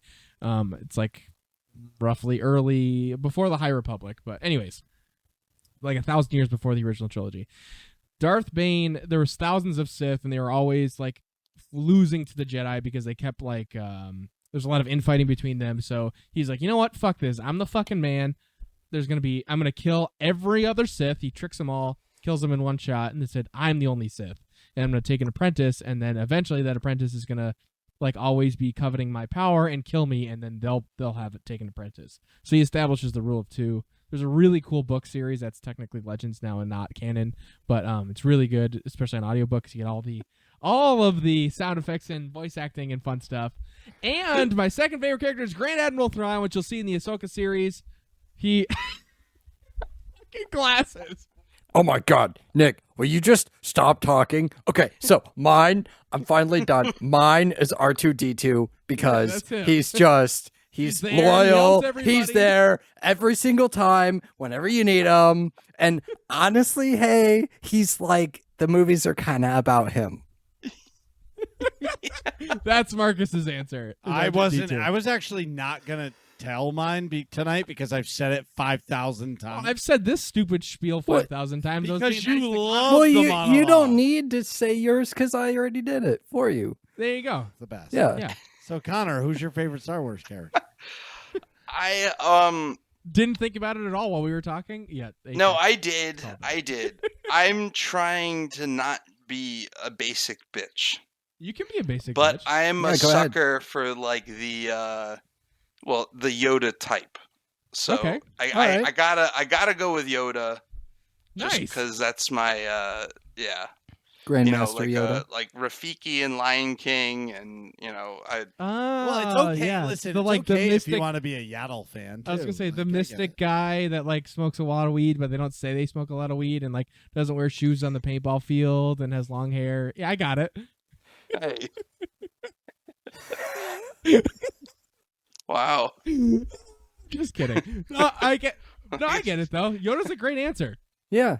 He's wise. He's fucking badass. Mm-hmm. You know. Yeah. I get it. That's a great. I get it. Atrax, who's your favorite Star Wars character? I forgot, even though you've told me 1,000 times. So I think when I was first on here, I said Darth Xana, which is kind of true. But That's then cool. also That's who took over for. That was Bane's apprentice. Bane, yeah. Yeah. But also Obi-Wan, because ton of Obi-Wan's content, badass. and he's just awesome. He has like the old wise. Yeah. Especially Witty. like Clone Wars era Obi-Wan Yeah. is badass. Another Fuck. happy landing. Fucks up a lot of droids. Yeah. So I have the high ground, Anakin. It's over, Anakin. I have the high ground. you were the chosen one. Anyways. You are my brother. Yes, that was my next. Anyways. Hold on. Meanwhile, back on the ranch. The delay is terrible. I know. I wasn't prepared. All right, Okay. I blame Atrax. the margarita. There's a Trash TV. question that the working class nerds have been asking for I don't know how long before I was on Years. the show. Oh, yeah. Years. Years and years. And there are like pretty much every answer is the right answer except for the one wrong answer, and it is the really wrong answer. Like if you answer incorrectly and there's only one wrong answer, Show just ends. the show ends and you are undoubtedly a sociopath. Like there is something wrong with you if you give this one wrong answer. Yep. Atrax, what's the question? What's your favorite ice cream flavor? Coffee. Great answer. You know, I'm actually enjoying this episode a lot. I was praying that you didn't say it because I was gonna just fucking close the laptop and walk out What? the door. What's the The wrong answer? The wrong Pistachio. pistachio's the wrong answer. Pistachio. So like the thing with pistachio, right, is like that's not a great ice cream flavor in and of itself. It's not great. Like who wants just like a weird random nut as the flavor for their ice cream? So like it's one thing to say that you like pistachio and will eat pistachio, fine, that's fine. But if you say that's your favorite ice cream flavor of all the flavors in existence, You're in a the universe, fucking psychopath. there's something wrong with the structure of your brain. There's something wrong with you, and the show ends. Yeah. We have had a couple people answer as pistachio. And they're Two. like, all right, see you later. 2 people. Tom and Stay Alive, and they're fucking psychopaths. Oh yeah, they're like pistachio. Like, get out of here. See you later. It's over. So, back to gaming stuff. What can you go in the Wayback Machine? What is your favorite like gaming moment? Like when you think of like a very like a core gaming memory. What do you think of? It's fairly open-ended, but like of just like a time where you had like really fun or just like a really enjoyable gaming experience? I think it was like reconnect. So like played a lot of time doing like Halo 2 online, and that was like Yep. like, and I connected with and that was like right after I moved from Arizona to Connecticut, and I like connected with a bunch of my Arizona friends over Online. over Halo, but it was more of just like that wasn't just the moment, but it was just like a bunch of just like playing that. That was a cool summer. Yeah, to play a bunch Yeah. of Halo 2 with your friends from Arizona while you're Yeah. like getting used to the new space and stuff. You Mhm. could like stay sort of grounded with your old friends and like still be able to connect with them as if you've never left. I get that. Yeah. That's cool. I don't know. If I got asked that question, I would not have a good answer. I mean, when first asked of it, because it like you said it again another way that made it a bit more personal. Because I think like right off the bat, I'd have to say maybe like a Leroy Jenkins that video clip. Like Yeah, I Yeah. don't know. just like diving into a raid that you're not supposed to. And Yeah. fucking around. Yeah. Yeah, and which made me say like my favorite general gaming like thing is like kind of raiding of like any sort of like Yeah. you have it in the MMO, but then even getting like to the Rust and like games like that, like I don't know, always like you have a bunch of people and like you say, beating just yelling a bunch of toxicity out into the voice chat while you're tearing someone's base Right. apart. Base apart. Well, That's great. I feel like gaming moments are tiered for me, Mhm. where like I have like my favorite individual gaming moment was like beating Mass Effect 2 with everybody alive, like individual. But That's as hard. like a group, it was either it was probably beating Revan and SWTOR rating, because we tried to we grinded that boss for 3.5 months In- every week in for hard 3 hours once a week or twice a week for 3 months to try to beat this boss. And like, but on the other side, it was playing Call of Duty Modern Warfare 2 a long time ago with our old paintball team. Oh, And, yeah. like We had so many. you of would us- rush home from work to get in that first party Yeah, lobby. the first like 10 of us. The first 10 was always the best, because if you got stuck with the second 10, it was like you were playing with the B team. Yeah. Right. It's like you would either win all night or it would just be terrible all night. Because like ground war was very unforgiving. Yeah. Mhm. But Yeah. But at 'cause the same if you had time- more than 6 people, you had to play ground war, which was 10 Right. to 10. Yeah. Mhm. and then at the same time, nothing on this planet was better than Modern Warfare 2 voice chat, because there was no mute. Oh yeah. There was no mute in the Xbox Live, and I don't care. Like, you crybaby bitches who complain about people being rude in the lobbies, that's the best part of gaming. Like hearing Yep. mom go, meatloaf, or Mom, I just want to play one more game. Don't unplug it. Click. Or like, You know what I Yep. mean? so and so Or like- has left the game. or It's like- or you get this like 6-year-old that's going, why are you guys swearing so much? Fuck it. You know what I mean? Like Yeah, that really. shit was. It was like the steel cage match with barbed wire on the fucking mat. And Don't like, make me get my brother. He's gonna kick your ass. yeah, and then the brother comes on and he's like, "Don't talk bad about my brother." And they're like, "We're gonna rape And you." they're Bro, I swear to God, I'll 1v1 you, man. You can't 1v1 out sniper me, man. Right on Rust, bro. they put the mic like in their mouth, so it's like 1v1 me on Rust, bro. Let's go 1v1. That's great. I totally then- banged your mom, dude. And then the best was if you really got them triggered, you would always get the chat message after, because the Oh, Xbox yeah. 360 Yep. had the chat pad on it, and you would get a DM from this Slayer 6969 XXXXXXXX. No scope And- 420. Yeah, Yep. and it would say, "Dude, your mom is a hoe," and then that would be it, and it would be over, and you'd be like, "I guess I triggered him tonight." Yeah. Or like the voice clips, they'd send you like a Oh my God, 30-second the voice yes, the message. voice. Yeah. Hi, this is Slayer 6969 XXXX mom. I don't appreciate the way you were talking to my son. Guess what? My dad works for the Microsoft cybersecurity team. You're gonna get banned, bro. Guess yeah. what? Good luck. Good luck with your 30-day ban, bro. You're never gonna play Xbox again, bro. And then I would get a lot of your name is offensive. I'm gonna get you kicked off of Xbox Live. Well, Yep. that requires a backstory. What was your name? My my Xbox 360. My original name was Dirty Muff 83, Nice. and I got kicked off Xbox Live, and I came back as Dirty Jock, and they didn't like that one even better. So yeah, Then it turned into Dirty Muffin Man. and it stuck around forever until I joined AIE, and all my screen names were Dirty Muffin Man, and they were like, "Hey, We're family friendly. we're family friendly. You can't really be Dirty Muffin Man." And I was like, "Why not?" Well, can you explain it? Sure. I'm like the Muffin Man. I have muffin tops, and I'm dirty, so I'm the Dirty Muffin Man. They're like, "No, it's not gonna play." Yeah. So then he became Marcus B814. No, I think it was Clean Muffin Man. no, no, maybe it was Marcus B814 I was think- born from that. I think it was pretty close to that time frame because you joined AIE right around when you got married and stuff. So that When I had a kid, yeah. my kid changed my life.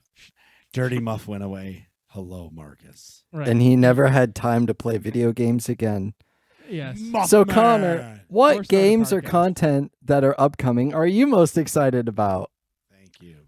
Well, I'm definitely excited to see. That hopefully if Dark and Darker does become a real game and doesn't Yeah. get crushed by Legal lawsuits. fees. Yeah.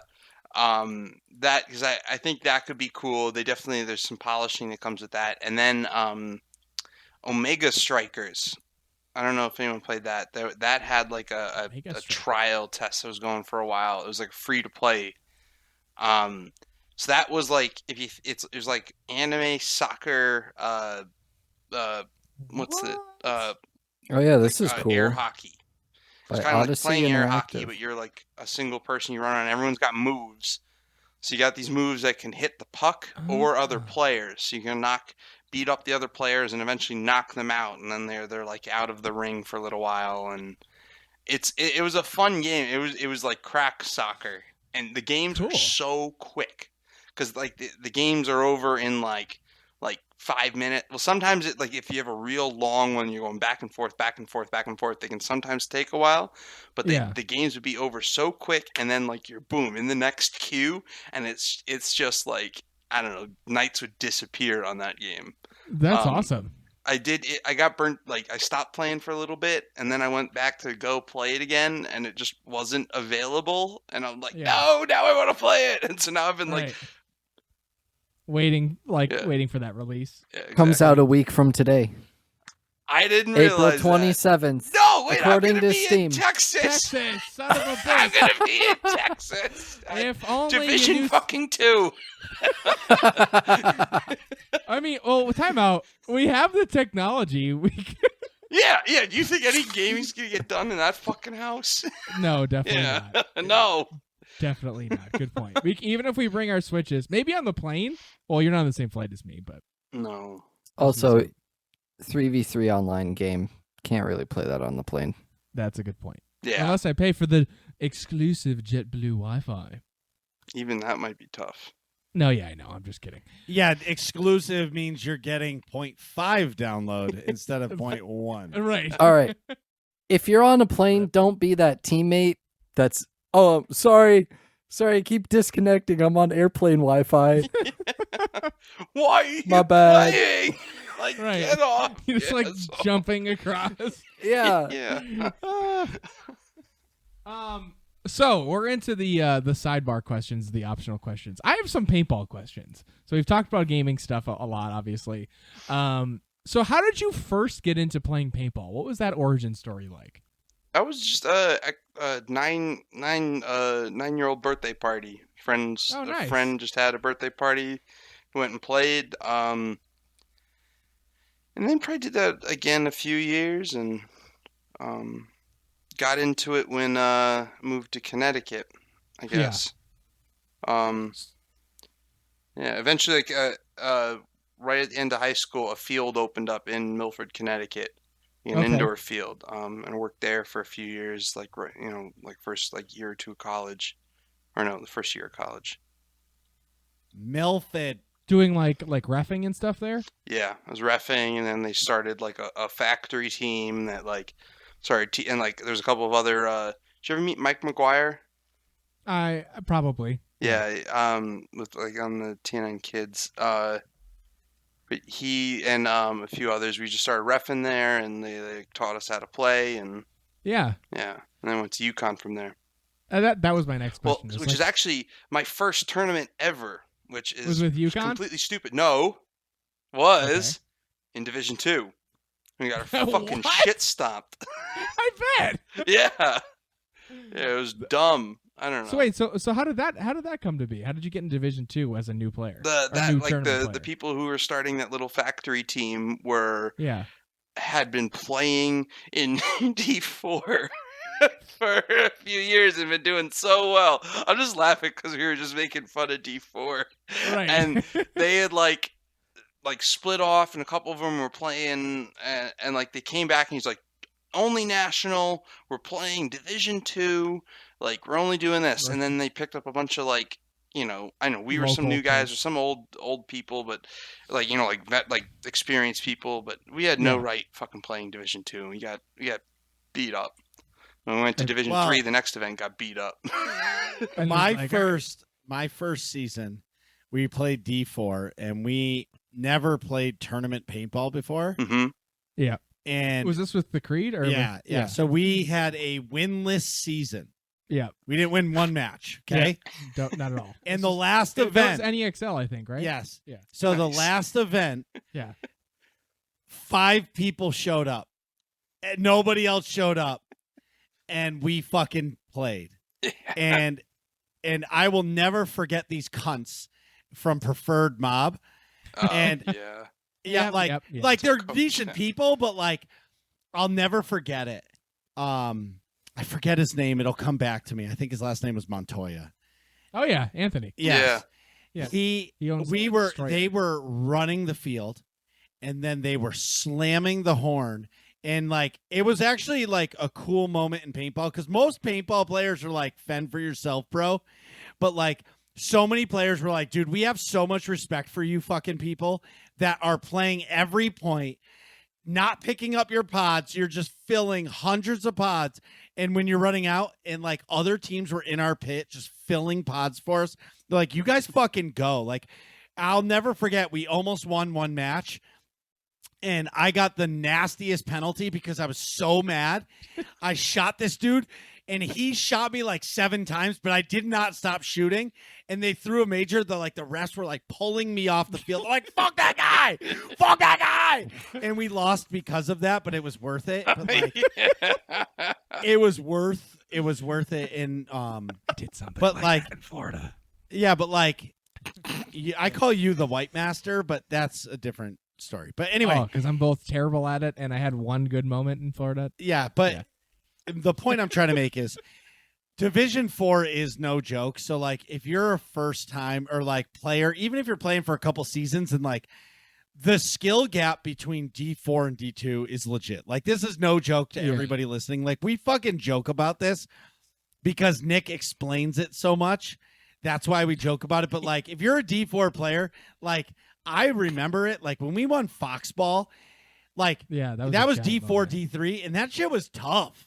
We were playing some of the best in New England in D4, D3. Yeah. But like D4 is awesome, but the skill gap from D4 to D2 is insane. Like, people actually know how to communicate.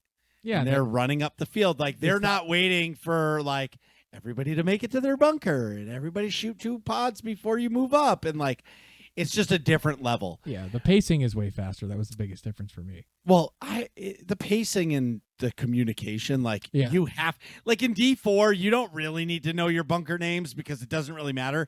You're only using like S1 and S2 for the snake 1 and 2, D1, D2, 50-yard, and then you're just screaming that weird triangle bunker, triangle bunker. Triangle bunker. You know what I mean? Where now, like in Division 2, you actually need to know all of your bunker names. Yeah. So I was just gonna say, can you explain the step in between the Division 3? Like what, because you got Division 4. Can you go like Division 4 to Division 2? So what would be like 3 to 2? I'm gonna tell you. All right, so I'm gonna tell you because this is my end of my playtime. Okay. So when you play D4 for a couple seasons, you rank out of D4. Like you rank out and you're forced to go to D3. Yeah. So most of D3 is a bunch of D4 players that have been forced up that they have to play better. Where Division 3 gets harder is you get to pull in better players to come play with you. Yeah, you're allowed 2 players on a Division 3 roster. This is true for any division, but you're allowed 2 players from the division above you on your roster. So Division 3, you're allowed 2 Division 2 players on. Right. So that skill gap grows a little bit more. Yeah. But I call Division 3 like the filler season, like the filler year, because like D4 is beginner, but like D3 is like you're getting serious. You haven't quite figured it out yet. Right. And then when you get to D4, that's when D2, that's when it gets serious. Yeah, that's when you run into people that are like, I'm working out all the time for paintball, and like I'm doing drills every week for paintball, and like people that take it really seriously. And it was really fun. Like I retired when we won Foxball, and like that was a shining fucking moment. And like every now and again, at the end of seasons, I'll get that like 7 years ago, you posted this, right? And it's fucking, unless you play, you don't understand. Yeah. Or you have. Well, one way that I would try to, like, if you think of that, like the term like a pub scrub, at least like from, like CS terms of like someone who just like rides and loves to beat on scrubs living in non-competitive space. That's kind of like what you'll see people that float between like the D4 and D3. That sometimes there's people that just like disappear for a while, then come back, and they just like stay in that, because otherwise, like if you keep playing in it, you get ranked out. And D3 is where it stops locally. So we have a tournament like in the field that we go to for practice. That field hosts a tournament, every like other month or so throughout the year. Yeah, and the highest division it goes is D3. So it's like once you start like that D2, once you get pushed into D2, you start having a shit. I'm turning into Nick. Yeah, but it's not just me. Man. No, you get forced into playing national tournaments. So there was this in the field I played at, Nick. I mean, Atrax was called Fox 4, and this guy figured it out. His name was Dave Painter. He's probably the greatest paintball field owner in New England ever. Like Boston Paintball has been around forever, but Dave Painter's goal was to put the best players on the field for New England when they were ready for a New England tournament. So what he did was he didn't, like, you would play his whole season, but he would only count that whole season as one event. Instead of like 5. So you would never rank out of your division, so that when you went to national events, you were ready to go against national players. And some of the best players in New England during the Fox 4 time came out of that field because of his mentality of it. Yeah. But now I think it's changed where they kind of were like, you can't do that anymore. Yeah, I mean, well, that field closed, and Dave retired and all that stuff, so he didn't run the field anymore. Yeah. Anyway, that was a lot of paintball talk. That was a lot. Can I rip through a couple more paintball questions, and we'll jump into working class questions? If you want to. Lickety split. So you play it out of Milford, Connecticut for a little bit, jump into Division 2. Was that, I'm assuming, nationally somewhere, in a PSP maybe back in the day? Yeah, PSP. Then what was the process like for joining UConn's paintball team when you started there? That was kind of just like you show up to the tryouts. I think I hit up, I think it was Brian Richards I found on Facebook. Hey. So like I made sure to make some connections and make sure my name was known before I showed up to the tryouts. You always got to play the networking game. But it was really like, because UConn Paintball was always about balancing the people that showed up to practice and the people who are on the attendance list. Because the school gave funding based on the number of students that were on your club or team. And we were both a club sport we were both a sports club and a club. I forget what was one. There's two different things. So we had like the school club and then a club sport, and like we had two different sources of funding. And so if you wanted to have USG and club sports, but then if you had everyone keep showing up to practice every weekend, they start eating away at funding. Right. And it was just trying to like find that balance. So it was just kind of show up and then make sure you keep finding a ride after that. Right. Yeah. For me, so like I don't know if anybody knows the backstory, but like UConn, what year did you start at UConn? 2007. So they had just won. So that was it your freshman year that they won the championship? No, the year they stopped winning when I joined. You got it. So the 2 years prior, three years. Oh, 3 years in a row they had won. Yeah. Shame on me. I should have known that. Yeah, that's why UConn was getting so much funding. Right. They won the national championships. We were getting a ton of funding. Yeah. Were you president at one point or no? No. See, when I was, it was the time that I had to be the leader. They created the secretary/captain role. Oh yeah. So I had, okay. all the authority and none of the responsibility. Perfect. Yeah. That's Because I can't deal with much responsibility. Yeah. My sophomore year, I was secretary, and I did all the sponsorship stuff, and I had the dumb idea of making us an HK team. That was stupid. But then we sold all that stuff immediately. But what the hell was I going to ask? Yeah, so UConn was like a really coveted thing. So by the time I went to college, in my freshman year was 2013 to 2014, the team was really good. There was like 15, 20 people on the roster. They were cutting people. So I had to try out, and I thankfully found John Stingle at the NEXL that Marcus is talking about, where we lost everything all the time. And it was like, hey, like, do you go to UConn? I don't know if you had a jersey or a headband or something that had UConn on it, maybe a gun or something. And it's like, I'm going to be applying there. I'm probably going to go there, want to get on the team. And then I ended up trying out, and I made it. I remember they cut like some people, and I was like all proud of myself. But I made line 2, and then ended up playing the rest of the way. But that was awesome. But they cut that now. There's no more UConn paintball, right? Yeah, they were super. So we were getting a lot of funding, like tens of thousands of dollars per semester for like paintballs and stuff, and then travel as well. So they made it throughout when I was there, they made it harder and harder, like as in more paperwork and more meetings that you had to mandatorily go to, or you'd lose funding. And they started to kind of like dig into questions more of like, where do you keep the paintball guns? Like, do you have guns on campus? And like, so that you could kind of tell that they really didn't want to be giving that much funding to the paintball team, because it's like, we're not, especially in Connecticut after like Sandy Hook and stuff, they're like, really don't want to associate anything that resembles a gun with school funding and stuff. So they made that a lot harder. But in general, they made club sports go through a lot more paperwork. And not the president after me. That was actually Joey Feta, friend of the show.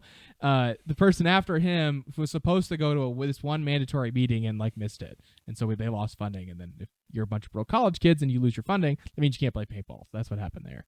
But soon after, like, college paintball has pretty much died out generally after that. It's really not that big of a thing. There's like one tournament in Florida now, but it's like attached to their local Florida tournament. It'd be like one field at NEXL or OPS or something is college, and the rest of it is like the local folks. I'm not going to talk about why. Move on. Okay. So Connor, you played in Europe, not just in Division 2, but actually in the Pro Division. So how did you get involved with playing in Europe? Playing paintball in Europe? Originally it was just it was a lot around just wanting to travel more and using paintball as a reason to like go somewhere. And I would it was kind of where when I first I quit at Rockstar. I spent like 3 months like traveling around Asia. And while there was most of the real destinations I went to were paintball tournaments. Or not real destinations, like that was kind of like because I played in Taiwan, in Thailand, and then in Singapore. And that was just kind of like I just hit someone up on Facebook, like, hey, I'm coming to this tournament. I play in the U.S. Like, I don't have a gun because I'm traveling, but I'll pay my way. Can you find me a team? And they'd line me up with a team, and I'd play. And started doing that in Europe. Just met some Germans, and I played first on the SAR Fanatics. And then I went from there to another German team, the Frankfurt Droogs. I played on the Droogs for a few years. We won Division 2 over in Europe. We won the Paris event. We took second in Amsterdam. Nice. Yeah, and then the year after that, the Droogs got invited, which the Droogs have been bringing a bunch of teams. So they had like a D1 team, D2, 2 D3s, and usually at least one D4 team that were showing up to most events. And the Droogs got the invite to Pro. So they kind of combined the D1 and D2 teams, and we went to Pro. And then COVID hit, and everything went to shit. Right. I remember, yeah. Yep. And then we were just sitting in our houses for a year. Right. My buddy plays on Manchester's team. Oh, in the Pro division. Yeah. Wait. So Firm? Yeah. Manchester Firm. Hell yeah. Do you know who? Yeah. Well, Brett. you know who? He's your friend, right? Yeah. Yeah. Brett Messer. Oh, hell yeah! All right. Yeah. Well, Brett. Yeah, Brett's. Infamous. Yeah. Yeah. Just lead with that. Yeah. Yeah. I know Brett personally. Yes. Yeah. Well, tell him you were on the podcast with me. All right. I will. Yeah. Brett's a homie. Yeah. Hell yeah. He's got the biggest fucking dogs on the planet. Yeah. I haven't met the dogs. Dude, they're great fucking Danes. They're like 8 feet tall. Oh shit. Oh hell yeah. I love Great Danes, That's crazy. man. They're They're awesome. bigger than his wife. Damn. No, his wife is tiny, and these dogs are fucking. Great Dane is Yeah, massive. they're like horses. Yes. They're like a You know mini what's horse. also great? What? The questions from our community. Oh yeah, it's time for working class questions. Why don't you? Class questions. I took too long to hit the button, so Yeah, I was you gonna did. do the DJ air horn, but I wasn't paying attention. Atrex, what is our first working class question? I wonder who he walked away. Anyway, I wonder who wrote this. Where you see game monetization going? That was me. Oh, it was you? Oh, I didn't know what these I were. thought I was trying to Marcus- contribute to the document. I sincerely appreciate this. I was gonna make a joke at Marcus because he usually does not spell check what he writes. So now that I know that it's you, I rescind my insult. No, I rushed those out. All right. Well, great. Well, if it's your question, then why don't you? Then you can ask it. All right. Go I guess I don't. Yeah, I tried to like cook up some like gaming related stuff to think about. Something and we talked about it a little bit. We were going on about like the Call of Duty. No, I can't think of the word. Battle Pass. Yeah, the Battle Pass.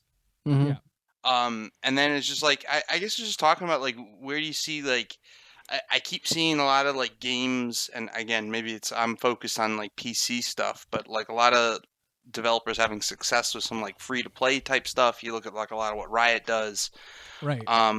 Oh yeah. And there's a lot of success in some of that, but then like, you know, you have the Call of Duties, you're paying the $60 up front, and then you're paying the regular for the battle passes and skins and whatnot. And like, I guess, I don't know. It's both of like, the like, I kind of saw the microtransaction thing happen at Rockstar. It was actually like, it was kind of cool to happen because we had a very big impact on it. Like us stopping cheating, stopped the, you know, it stops the Economy screw cheap up. money from coming into the economy. And so like Okay. we had a major impact on sales of Right. shark cards.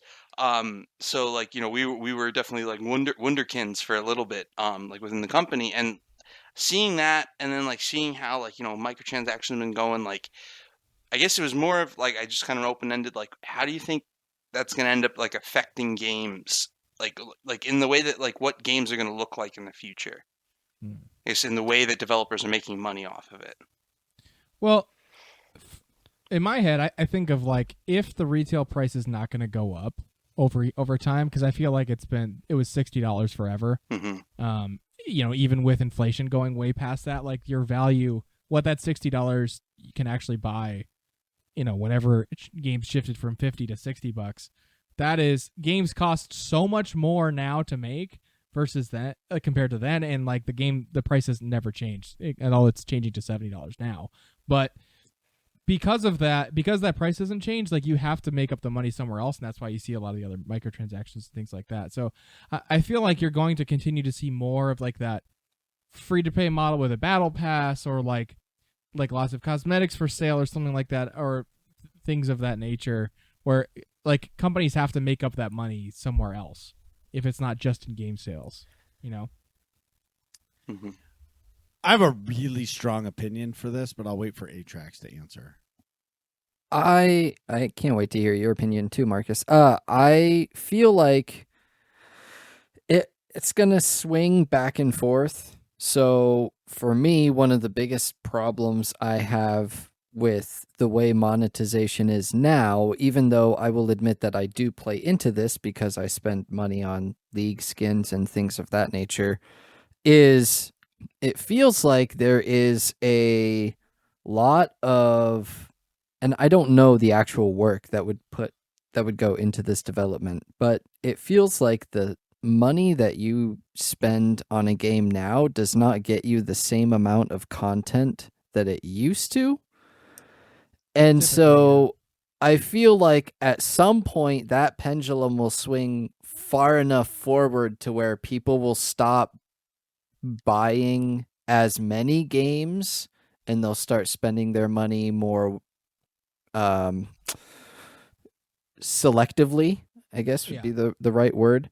And not saying that they do that now, but just, you know, people, all right, well, yeah, I'll just buy the battle pass. I'll just buy this. I'll just buy that. Yeah, this skin comes out. I like it. It's cool. I'll just buy it if I can. You know, it'll get to the point where they're like, you know, it's not worth it. It's not worth it to spend this on it. And then the pendulum will swing back to where the quality will go up and you'll start getting more for less, if that makes sense. Yeah, and because I guess with what your first thing you're saying, like it's more like it's not just like less that they're paying for less games. They're spending like more. They're spending that money in like fewer games. Yeah, well, like regular recurring stuff. Well, or for example, Marvel versus Capcom or Mortal Kombat, those fighting games, you know, years ago, I remember you would buy the game and there was no DLC or anything for the paid cosmetics or extra. You got all the costumes by playing the game and unlocking them, or you got all the characters by playing the game or unlocking them. Now they release the game and they release extra characters that cost money, you know, and all of that stuff. Maybe it's just what I wish, that games would go back to that kind of complete, you pay one price and you get all of the content. Maybe it's a different monetization model. I don't even think so, because the other part that comes with that, you know what there never used to be? Day one patch.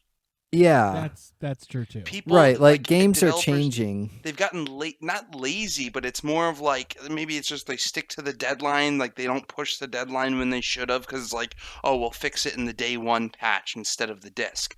Like, I heard stories where they used to like golden handcuff some like executive assistant at Rockstar to take the gold disc that they printed in one place, like handcuff them, put them on a plane to send them to like Xbox or to Sony and Microsoft to print the the original disc, like copies. Because that was where everything was on that disc, and you didn't get down. I feel like it's not even just the finances with that like that's changed the way that they're putting games out, because like now they don't have to get it right the first time. Right. Yeah. All right. There was a lot said. Sorry.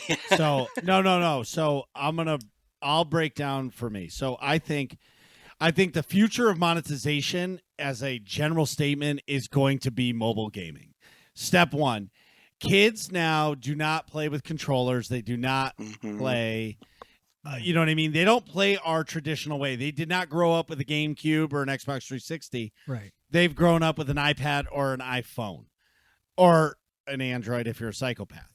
But like, it's so, yeah. So I thought that was the pistachio. I do have the Android. Thank you. Yeah, finally. Both of them. I'm sorry that I smart. like to like, be able to unlock my phone without having to break 2 laws to do it. Yeah. But I also don't like green messages. But anyway, I was gonna say, yeah. Messages. That's his but that's I his also- problem. anyways, Yeah, I'll just a quick sidebar. This is why I don't like Android, and I think it's inferior. I texted Connor something. He's like, "Oh yeah, I don't really look at those. Just text me on Messenger." I'm like, you know why? Because that goes over the internet.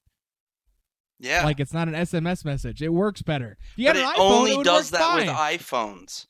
That is so. What you're saying is that it uses a reliable medium to Yeah. unreliably send messages Right. because it doesn't do that for non-iPhones. Right. because So the problem is your phone not using the same mediums for communications. It's not Apple. I don't know what to do. Oh my god. Yeah, exactly. Exactly. That's not Apple. That's not Apple. What do I do? Yeah. And then the fucking okay. CEO Tim Cook's like, "Yeah, tell your grandma to get an iPhone." Like that's his response to how to Steve. fix the green messaging. He's like, "We're not going to Right. tell them to buy iPhones." We know you all hate it, and people buy iPhones. I'll be. So, I'll be what's your honest. opinion on monetization, Mark? No, it's fine. But the point I'm trying to make is, I think if you look at the mobile game monetization, it's awful. So I started playing this mobile game called Octopath Traveler. It's like a 8-bit or 16-bit, like old Final Fantasies. Okay. You know what I mean? I don't know, like I've heard of it. turn-based RPG. But like I play it. I played it on my Switch. It's like, oh, it's a mobile game. I can play it while I'm pooping. Perfect. Yeah. And I've enjoyed it. But the thing about it is, as soon as you die a bunch, if you die a couple times, do you want to revive right now? You can buy 50 runes for $1.99. Yeah. Or you have to wait 6 hours. You know what I mean? And it's complete gotcha. Like me, I'm like, whatever, fucking fuck this game. I'll delete it tomorrow and not care. But the point I'm trying to make is kids are so hooked on it. I'll give another example. So my daughter plays this Barbie game on the iPad. Yeah. And all it is like dress your Barbie up, and like then there's a couple cool games. But so many things are locked behind the paywall. Like, you can't even unlock the outfits with the coins. You have to purchase it or subscribe to the game for $4.99 a month Ooh. and get the premium. But then you unlock everything. Mm-hmm. But you still have to earn the coins to be able to unlock the things, which means you have to play the game. So I was like, let's check it out. So I paid for the $4.99, and my daughter loves the game. It's great. Like, I understand a submodel game because I believe in it. Mm-hmm. Yeah. You played. I play in MMOs. MMOs, Yeah, you play right? MMOs, Like, yeah. I get $15 a month. Right. But future of monetization, I think it's there for mobile. Like, I think mobile gaming is going to be big long term. Like, it's going to get better. Now, to the point of Nick talking about what games cost. Yep. They're raising the price $10 because they have to, and it's about time, right? Yeah. Like I don't And- like playing $70, but it's I Right. get And it. now that the next gen systems are like, you can get it whenever you want. And it's true. You want to go to Amazon right now, you can buy a PlayStation 5 or an Xbox Series X. It's just available. Yeah. So Finally. finally. So the $70 price point is, well, I think it was a little shady on their part. I think they were in cahoots and they were like, hey, let's slow the demand. Let's make this console last 10 years. Because this, like, the next thing might just be a PC. It's almost Or- like it's a model that someone like did. Like, oh, Apple. No, it was the Switch. No, it wasn't the model. It wasn't Apple. It was the Switch. Apple the- did that. You couldn't get an iPhone when they came out. Yeah. You Yeah. could only get a certain number of them. Well, It's right. like it's exclusive. Yeah. It's like- Exclusive. And then your texts only work to other iPhones. Yeah. But Do you anyway, remember that Futurama episode where he's like, "Oh yeah, we got I think one more," and he like reaches in the back and there's just a giant pool of them Stack. with a robot arm But Right. moving them. the next thing that was talked about was a complete game, and I think Oh, yeah. that and DLCs. So you guys mentioned DLCs. I think because when you put out a game that costs $60 or $70, once somebody buys that, I'll use the Guild Wars 2 model. Guild Wars 2 is an MMO. It's you pay for the expansion $30 and then you pay for nothing else. But they have skins, they have weapons you can buy, like not stat-based weapons, but like skins for weapons that you can pay for. And that's how they continue to be able to develop the game and get it ready for the next expansion, which keeps people playing the game. Right. But there's no subscription. So going to what Atrax was talking about with Mortal Kombat, like when Mortal Kombat 3 came out, you could unlock other stuff with it, and it was a complete game, but you had to earn it in game. But those games were coming out every year like Call of Duty, and they were never meant to be live service games. The games back then came out, you played them, you beat them, you bought the next game. Now these games are not made. Games are not made to be played once and throw away, right? These games are meant to be like, this is my life. Look at me. I'll use myself as an example. I played Star Wars The Old Republic only for 7 years. Yeah. Only that. Like, I would play another game for a day and feel like I'm cheating on the MMO because I'm missing something. You could be doing those dailies And I or could weeklies or right, something. exactly. And that's the hook. Same thing, look at Destiny 2. They have their game, they charge for an expansion, but they do seasons, 4 seasons a year. They charge, I don't know how much, because you buy the digital deluxe edition of the expansion for $100 and it pays for everything for the year. So, right. So they've gotten you away from Almost hey, everything. Just pay. Well, no, you pay for everything for that year of content. So when you buy the expansion for $100, you get all of the content for the year. That is included in your digital deluxe, but it's $100. So they know that if they get you on the $100 front end, they figured out that, hey, that pays for that person to play the game and covers the dev time. But DLC is another way for a game studio to earn that extra constant flow. So like you sell your game, you sell 10 million copies. Hey, we made $10 million. Let's say you make $1 a game. We made $10 million. Well, for the next year, they need something else to keep that money going because $10 million is going to get spent real fucking quick. So they have to produce extra skins or characters or whatever to be able to continue to generate income. Then you go, the last part was talked about was the day one patch. Years ago, like you were talking about the golden CD in a briefcase, they had to do that because there wasn't internet. Yeah. I always go back to NHLPA 93 on the Super Nintendo with the wraparound. Like if you did a wraparound goal in when you were playing with your buddies, that was like the golden rule. You were getting punched or kicked in the dick because like there was no wraparounds. Like it was just a glitch in the game. Yeah, it was automatically it would score every time. But when you played, no matter what. right? Yeah. When you played single player in like your season, you always did the wraparound goal because that's how you win the Stanley Cup. Like I mean, come on. Right. But when you played with your buddies, but there was no internet to be able to do that. To patch it, yeah. And so they had to have a complete game. Mm-hmm. Now, I think part of it is 50%. Well, I think it's 75% that there's always a board.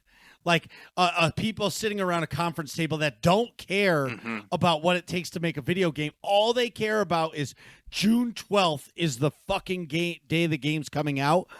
Because that's what we told, and if we go over that, it's going to cost us $50,000, Yeah. or $100,000, and all those corporate shills care about is the bottom line. Yeah, Like we approved $3 million to make this game. That's all we're spending. Yeah, and stock prices too. Right. Yeah, and it's the corporate model. So instead, they say, "Okay, we'll hold it," and then they put their developers in grind mode for the last month. So the game is uploaded to all the clients. And that last month, these fucking devs are working 18-hour shifts because they're fixing all the bullshit that they wouldn't let them extend the game for a month. Mm-hmm. And these people are doing it because they don't want to lose, A, their job, and B, they love video games and they want to put out the best product possible. So the passion takes over, but they're ruining people's lives to do it. But then when the day one patch comes out, they're fixing it so that their game doesn't get badly reviewed. Because the one thing that's happened in the digital world Mhm. is that it used to be me and Nick. Hey, Nick, you want to take a ride? I got to go to GameStop. I got to pre-order Call of Duty. You know what I mean? Right. Now you just wait for the fucking game to come out and you buy it the day before it comes out. Yeah. Or if it's a game you're unsure of, you wait for to one. watch a review. Right. So like, do I really want to play this? I don't know. I'm going to watch a review. And then you watch 1 or 2 reviews and they're like, this game sucks ass. And you're like, I'll wait for a Steam sale. wait for a Steam sale. Yeah. Like what I But- did to Cyberpunk, I guess. Oh yeah, me too. I was So like, many people. I'm Now so the game pumped is for this great. game. Let's go. And then I saw all the reviews and I was like, yeesh. Yeah, it took a I'll year. circle back in a couple of years. Right. Now, after a year and a half or whatever, the game is fantastic. Mhm. It's worth playing. So Yeah. I'm going to absolutely. circle back now to the original question about where do I see monetization going? Yeah. I think we're at the what'd you call it? The precipice of Yeah. monetization. Like when the waves cresting. Yes. Yeah. I think we're at the crest Mhm. of like they can't do any more before because like remember what happened with Battlefront 2? Yeah. Like the gamers were like, fuck you, we're not buying this game, and it ruined Battlefront 2. Yeah. But I think where it goes is right where it's at. I think they found the sweet spot. I think games are going to become more live service Mhm. long term. I think I think games are going to aim for longevity versus single stories, unless it's just a single player RPG. What's the Fallout game? Not Fallout. What's the next? Bethesda game. Yes. what's that called? Starfield. Starfield. Yeah. But like, Yeah, but that has lots of to your point, lots of replayability. Although I don't know how they monetize people's playtimes. in well, that. they're I going to just have like that. DLC and stuff like that. I'm Yeah. going to circle to Elden Ring. So Elden Ring is a giant game, but you have 8 classes, and all 8 classes play different.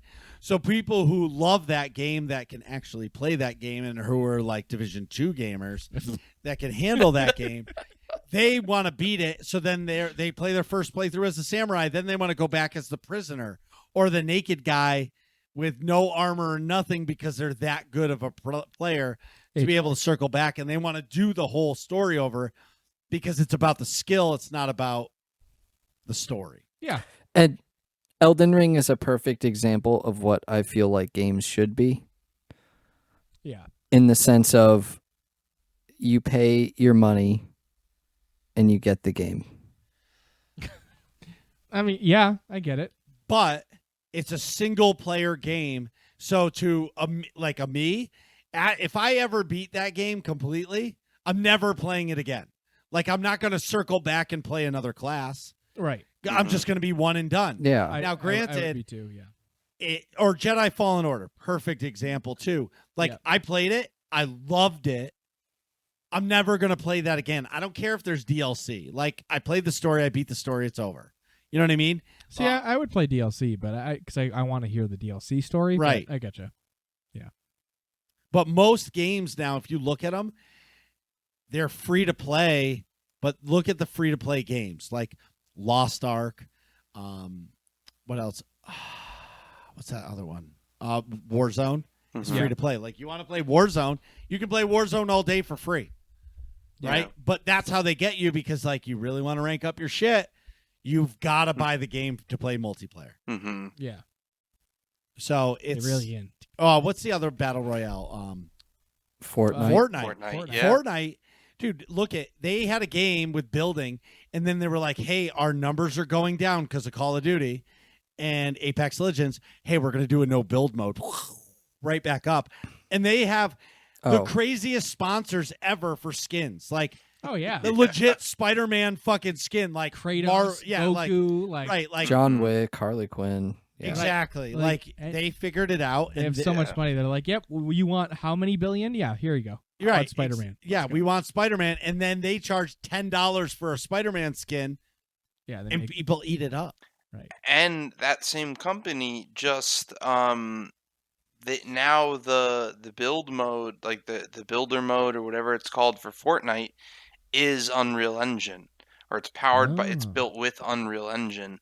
which it's Unreal, the company, and because that's what like it's turned into like that was their supposed to be their like, look, like this is what you can do with Unreal, and then it was like, holy shit, this thing is profitable. And like, and it's kind of like it took the company by surprise, and they're like, like I don't know, and like it scaled way out faster than anything they could. It's I don't know, it's a funny, like, I don't know, and I never liked it. It's like, No, me neither. I But- couldn't but- stand it, but I never played the Yeah. no build mode. I gotta say that. Yeah. Well, they say it's really fun. I haven't played it. I've only played it in the build mode. But here's the thing. I'm going to use the iPhone as an example. Mm-hmm. There's moments Your in favorite mobile device. well, whatever. I don't even care about that. There's moments in time that change and push technology forward, right? Okay. The iPhone changed the way we use technology. Like that, it was innovation that nobody ever seen, and it paved the way to today. Mm-hmm. Same thing with Fortnite. Fortnite did something that was never done before. Yeah. Put out this game with free to play, and they made skins for people to purchase. Challenge me, Atrax, because I don't know. I'm so confused. What did Fortnite do exactly that had no? Because Fortnite was originally a zombie defense game, and then they saw the success of PUBG and they sold out, and they said, "Screw that mode," even though everybody paid money for it, like certain individuals. Correct. We're gonna completely get rid of this mode that everybody paid money for because we're getting like stupid money from selling out from creating. Well, we just copied PUBG basically. Yeah. But the point I'm trying to make is, but Fortnite pushed forward the next evolution in monetization. No, How do you figure? because games had been monetized in microtransactions for a long time, dude. Like skins had been around since like Xbox 360 days. I guess for me, League was never a thing for me and my friends. But like you Ever. never bought skins in Modern and Black Ops 2? The bacon pack? Like No. all of that stuff was No. before No, it was never Fortnite. a thing. It was never a thing before until Fortnite started pushing these packs with skins. I never even thought about them.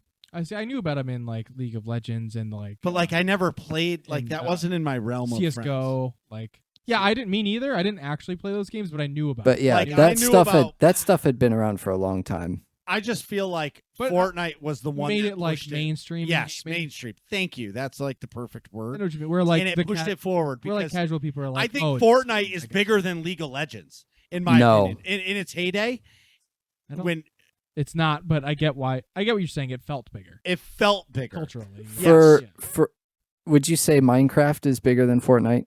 Yes, Okay, good. 100%. Continue. But no, 100%. And that's another one. But like Minecraft allowed people to mod their game, but it was free. Like once they made a mod, you could buy it, but like there was not really like packs to buy. Yeah. Originally with Minecraft, maybe I'm wrong, but Fortnite for me, like Nick said, it pushed monetization mainstream. Yeah, I get you. Sorry, we should move on. You would just call it the monetization episode, featuring Conor Walsh. The I think we talked about mobile gaming stuff. Yes. Plenty. Yeah. So you also asked, how much is cheating really a problem? Why do developers often wait until last minute? Ooh. Well, wait, who did you ask these, Connor? Yeah. Yes. I was sorry. All I feel like I'm gonna you go asked the first question this that time. you're the best person to answer about. Well, how about us three? How about us three answer it, and then he can tell us if we're who's right or if we're wrong. No, Yeah. I guess because I would only say, and I'm sorry, I guess I'm going first, only because I've seen what, like, one company's approach to it. The companies across the industry do it a lot of different ways, and I'm more asking, like, what do people actually care about? Like, what games have you Winning. seen impacted with cheating, and when do you actually care? Winning. Well, Destiny I 2, know the there's example. cheating rampant. Mm-hmm. You know what I mean? Like people just want to win, right? Because always when you win, you earn something. So like in Destiny 2, I'll give that example. There's something called Trials, which is the hardest PvP. It's like the elite ranked PvP of Destiny 2, Yep. where like Rainbow Six Siege is another one, right? That has competitive mode. Yeah. But in Destiny, if you win every match, you get into this like flawless pool. And then if you win that, you earn this gun that has an extra perk. And the only way you can get that gun is by going flawless and earning this gun. So obviously people want to do that, so they cheat. You know what I mean? Yeah. And I think winning is always the reason why people cheat. But then on the other side is people will find glitches. Like how many times did we go underneath the map in Modern Warfare? All the time. And you're just shooting people underneath the map and they don't even know where you are, and you go 30-0, but there was nothing you could do because they didn't fix it until the patch. Yeah. Until the patch came out, right. But that's my opinion. Atrax, do you have an answer? I have like half a one. Yeah, I was gonna say, so they're like what Marcus was talking about, where like people will exploit an in-game glitch in order to gain an advantage. I feel like that is something that developers, that's the type of stuff where it's like, okay, they should probably have figured that out. Maybe some things are really, really weird, but like they probably should have figured that out, or some glitches or bugs have been in games that have been, they've just been in there for a long time. But cheating to me is always a, like, how do I describe it? An other person problem, in the sense of a cheater is always going to be determined to cheat in order to win. Like Marcus said, in order to win, or in order to make it easier for them to win, right? Like that's kind of them. They would rather have a program that aims for them or that lets them see through the walls so that they gain an unfair advantage. They would rather have that than just put in the effort to get good at the game enough to where they would win by skill. Right.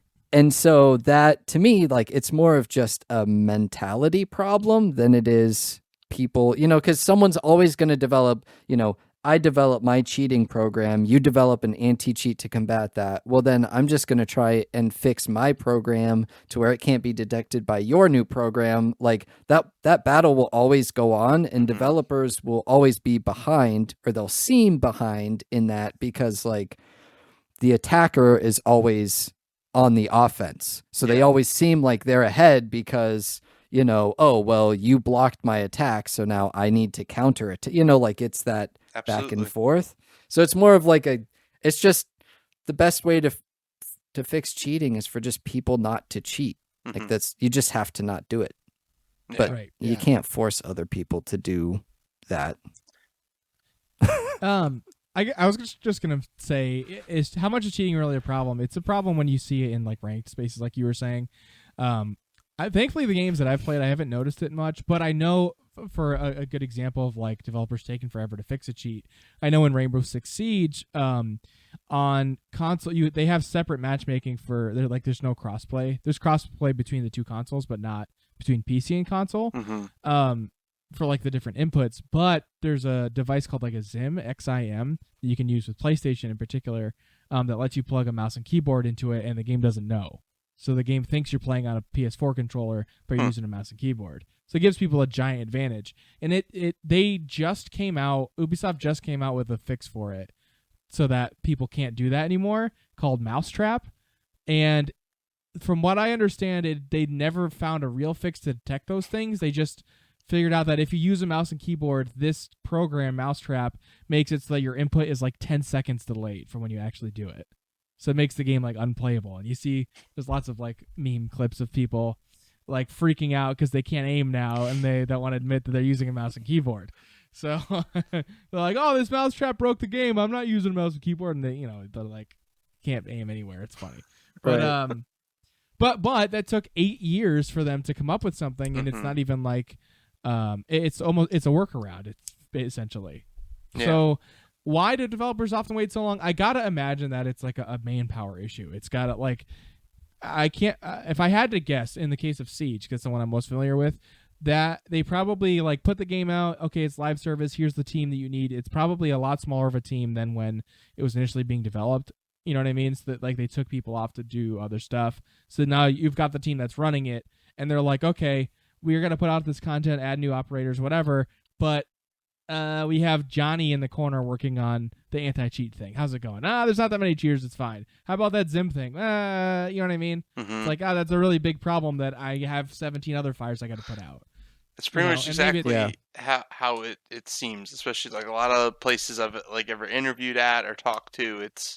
There's like one person. They're like, well, yeah, like they know about it. They're doing Right. something, I think. They'll explain it to you. Yeah. Yeah. I'll never forget. There's this bug. So it's a side quest, but it's a long quest. Like when you play Star Wars: The Old Republic, you pick it up when you're like level 10 and you finish it when you're level 50. Yeah. Like it's a planet by planet quest. Well, during that you fight like bosses and you have to go into an instance. Well, after you beat the first instance boss, you come out to scan these towers. Mm-hmm. On this one planet, you can't scan all 3 towers. It just doesn't allow you to. And this has been a bug since 2011. So we're in the content creator program, and I email the devs. I'm like, guys, I'm trying to do this on stream, and this bug has been here since the game came out. They're like, we know about it. So all you have to do is submit a ticket, and they'll push you forward past that part and get you to the instance of the boss. And I'm like, are you kidding me? Like, is this real? And still to this day, you can't scan all 3 towers. So, like, if you're a new player and you don't know anything, you don't know anybody in the game or anything, and all of a sudden you can't scan all the towers, you're gonna be like, I'm never finishing this quest. This is dumb. Yeah. That's bad. It's easier to just submit a move people ticket. forward. That's funny. That is really Nice. What do you What? guys want to do? What was I gonna say? We're at 3. Yeah. Connor, what do you think? Is cheating really a problem? What were your thoughts on this? Yeah, Any kind of yeah.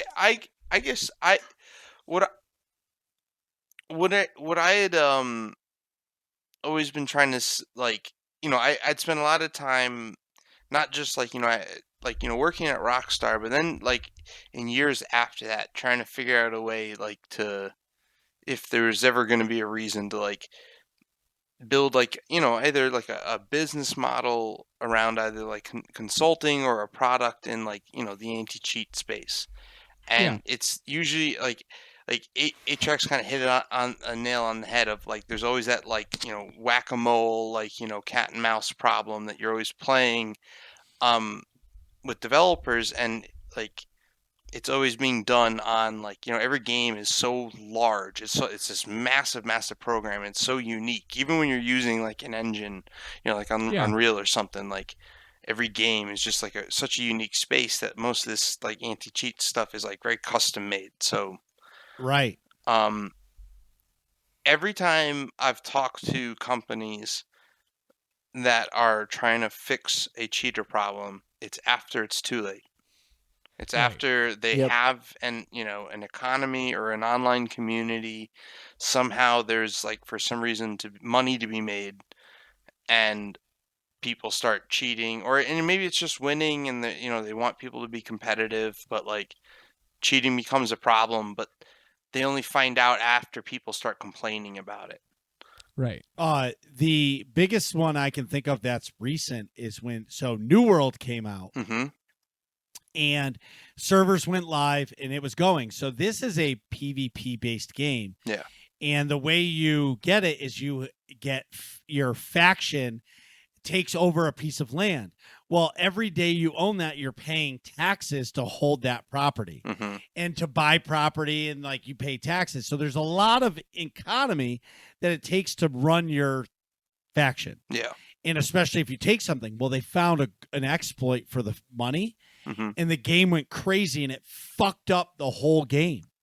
And Amazon's fix for it was they fixed the problem, but all they did was create a brand new server for people to start on, because people are like, this is fucking dumb. I can't even play this game anymore. Everything costs $1 billion or whatever. Well, right. Everything's $1 billion. And like all that. So their answer was just, let's create a fresh start server. And it worked for a little while, but then it just went back to the way it was because they People thought they found fixed more the stuff, problem. yeah. And they fixed this one economy problem, but then they didn't fix the other problem, which would allowed people to forever mine shit, which means they could sell shit. They could make infinite amount of money selling shit on the auction house. Right. So it's a circle, but it all comes down to winning. People want to win. And I always say it, winners win. Yeah. And that's a game that has had a lot of time, money spent on building a game that was supposed to not be like quote unquote cheatable. Because like, I don't know. It's 'Cause they had Conor Walsh on the case. No. I did not work with them at all. I'm just kidding. It's just like kind of like the way the technologies were built, and like there's like services that they're trying to put out. I don't know. You know, it's like they're trying to like do the whole thing of like where they're just sending frames. They're not, and like it's not really like a client. I don't know. Bunch of weird shit. But then they screw the economy up. Well, not Right. screw But it can up, you but- right? Yeah. Can you imagine if Amazon wasn't in Division 4 and they were a Division 2 paintball team? What are you guys talking about in here? Find out next episode of Working Class Nerds.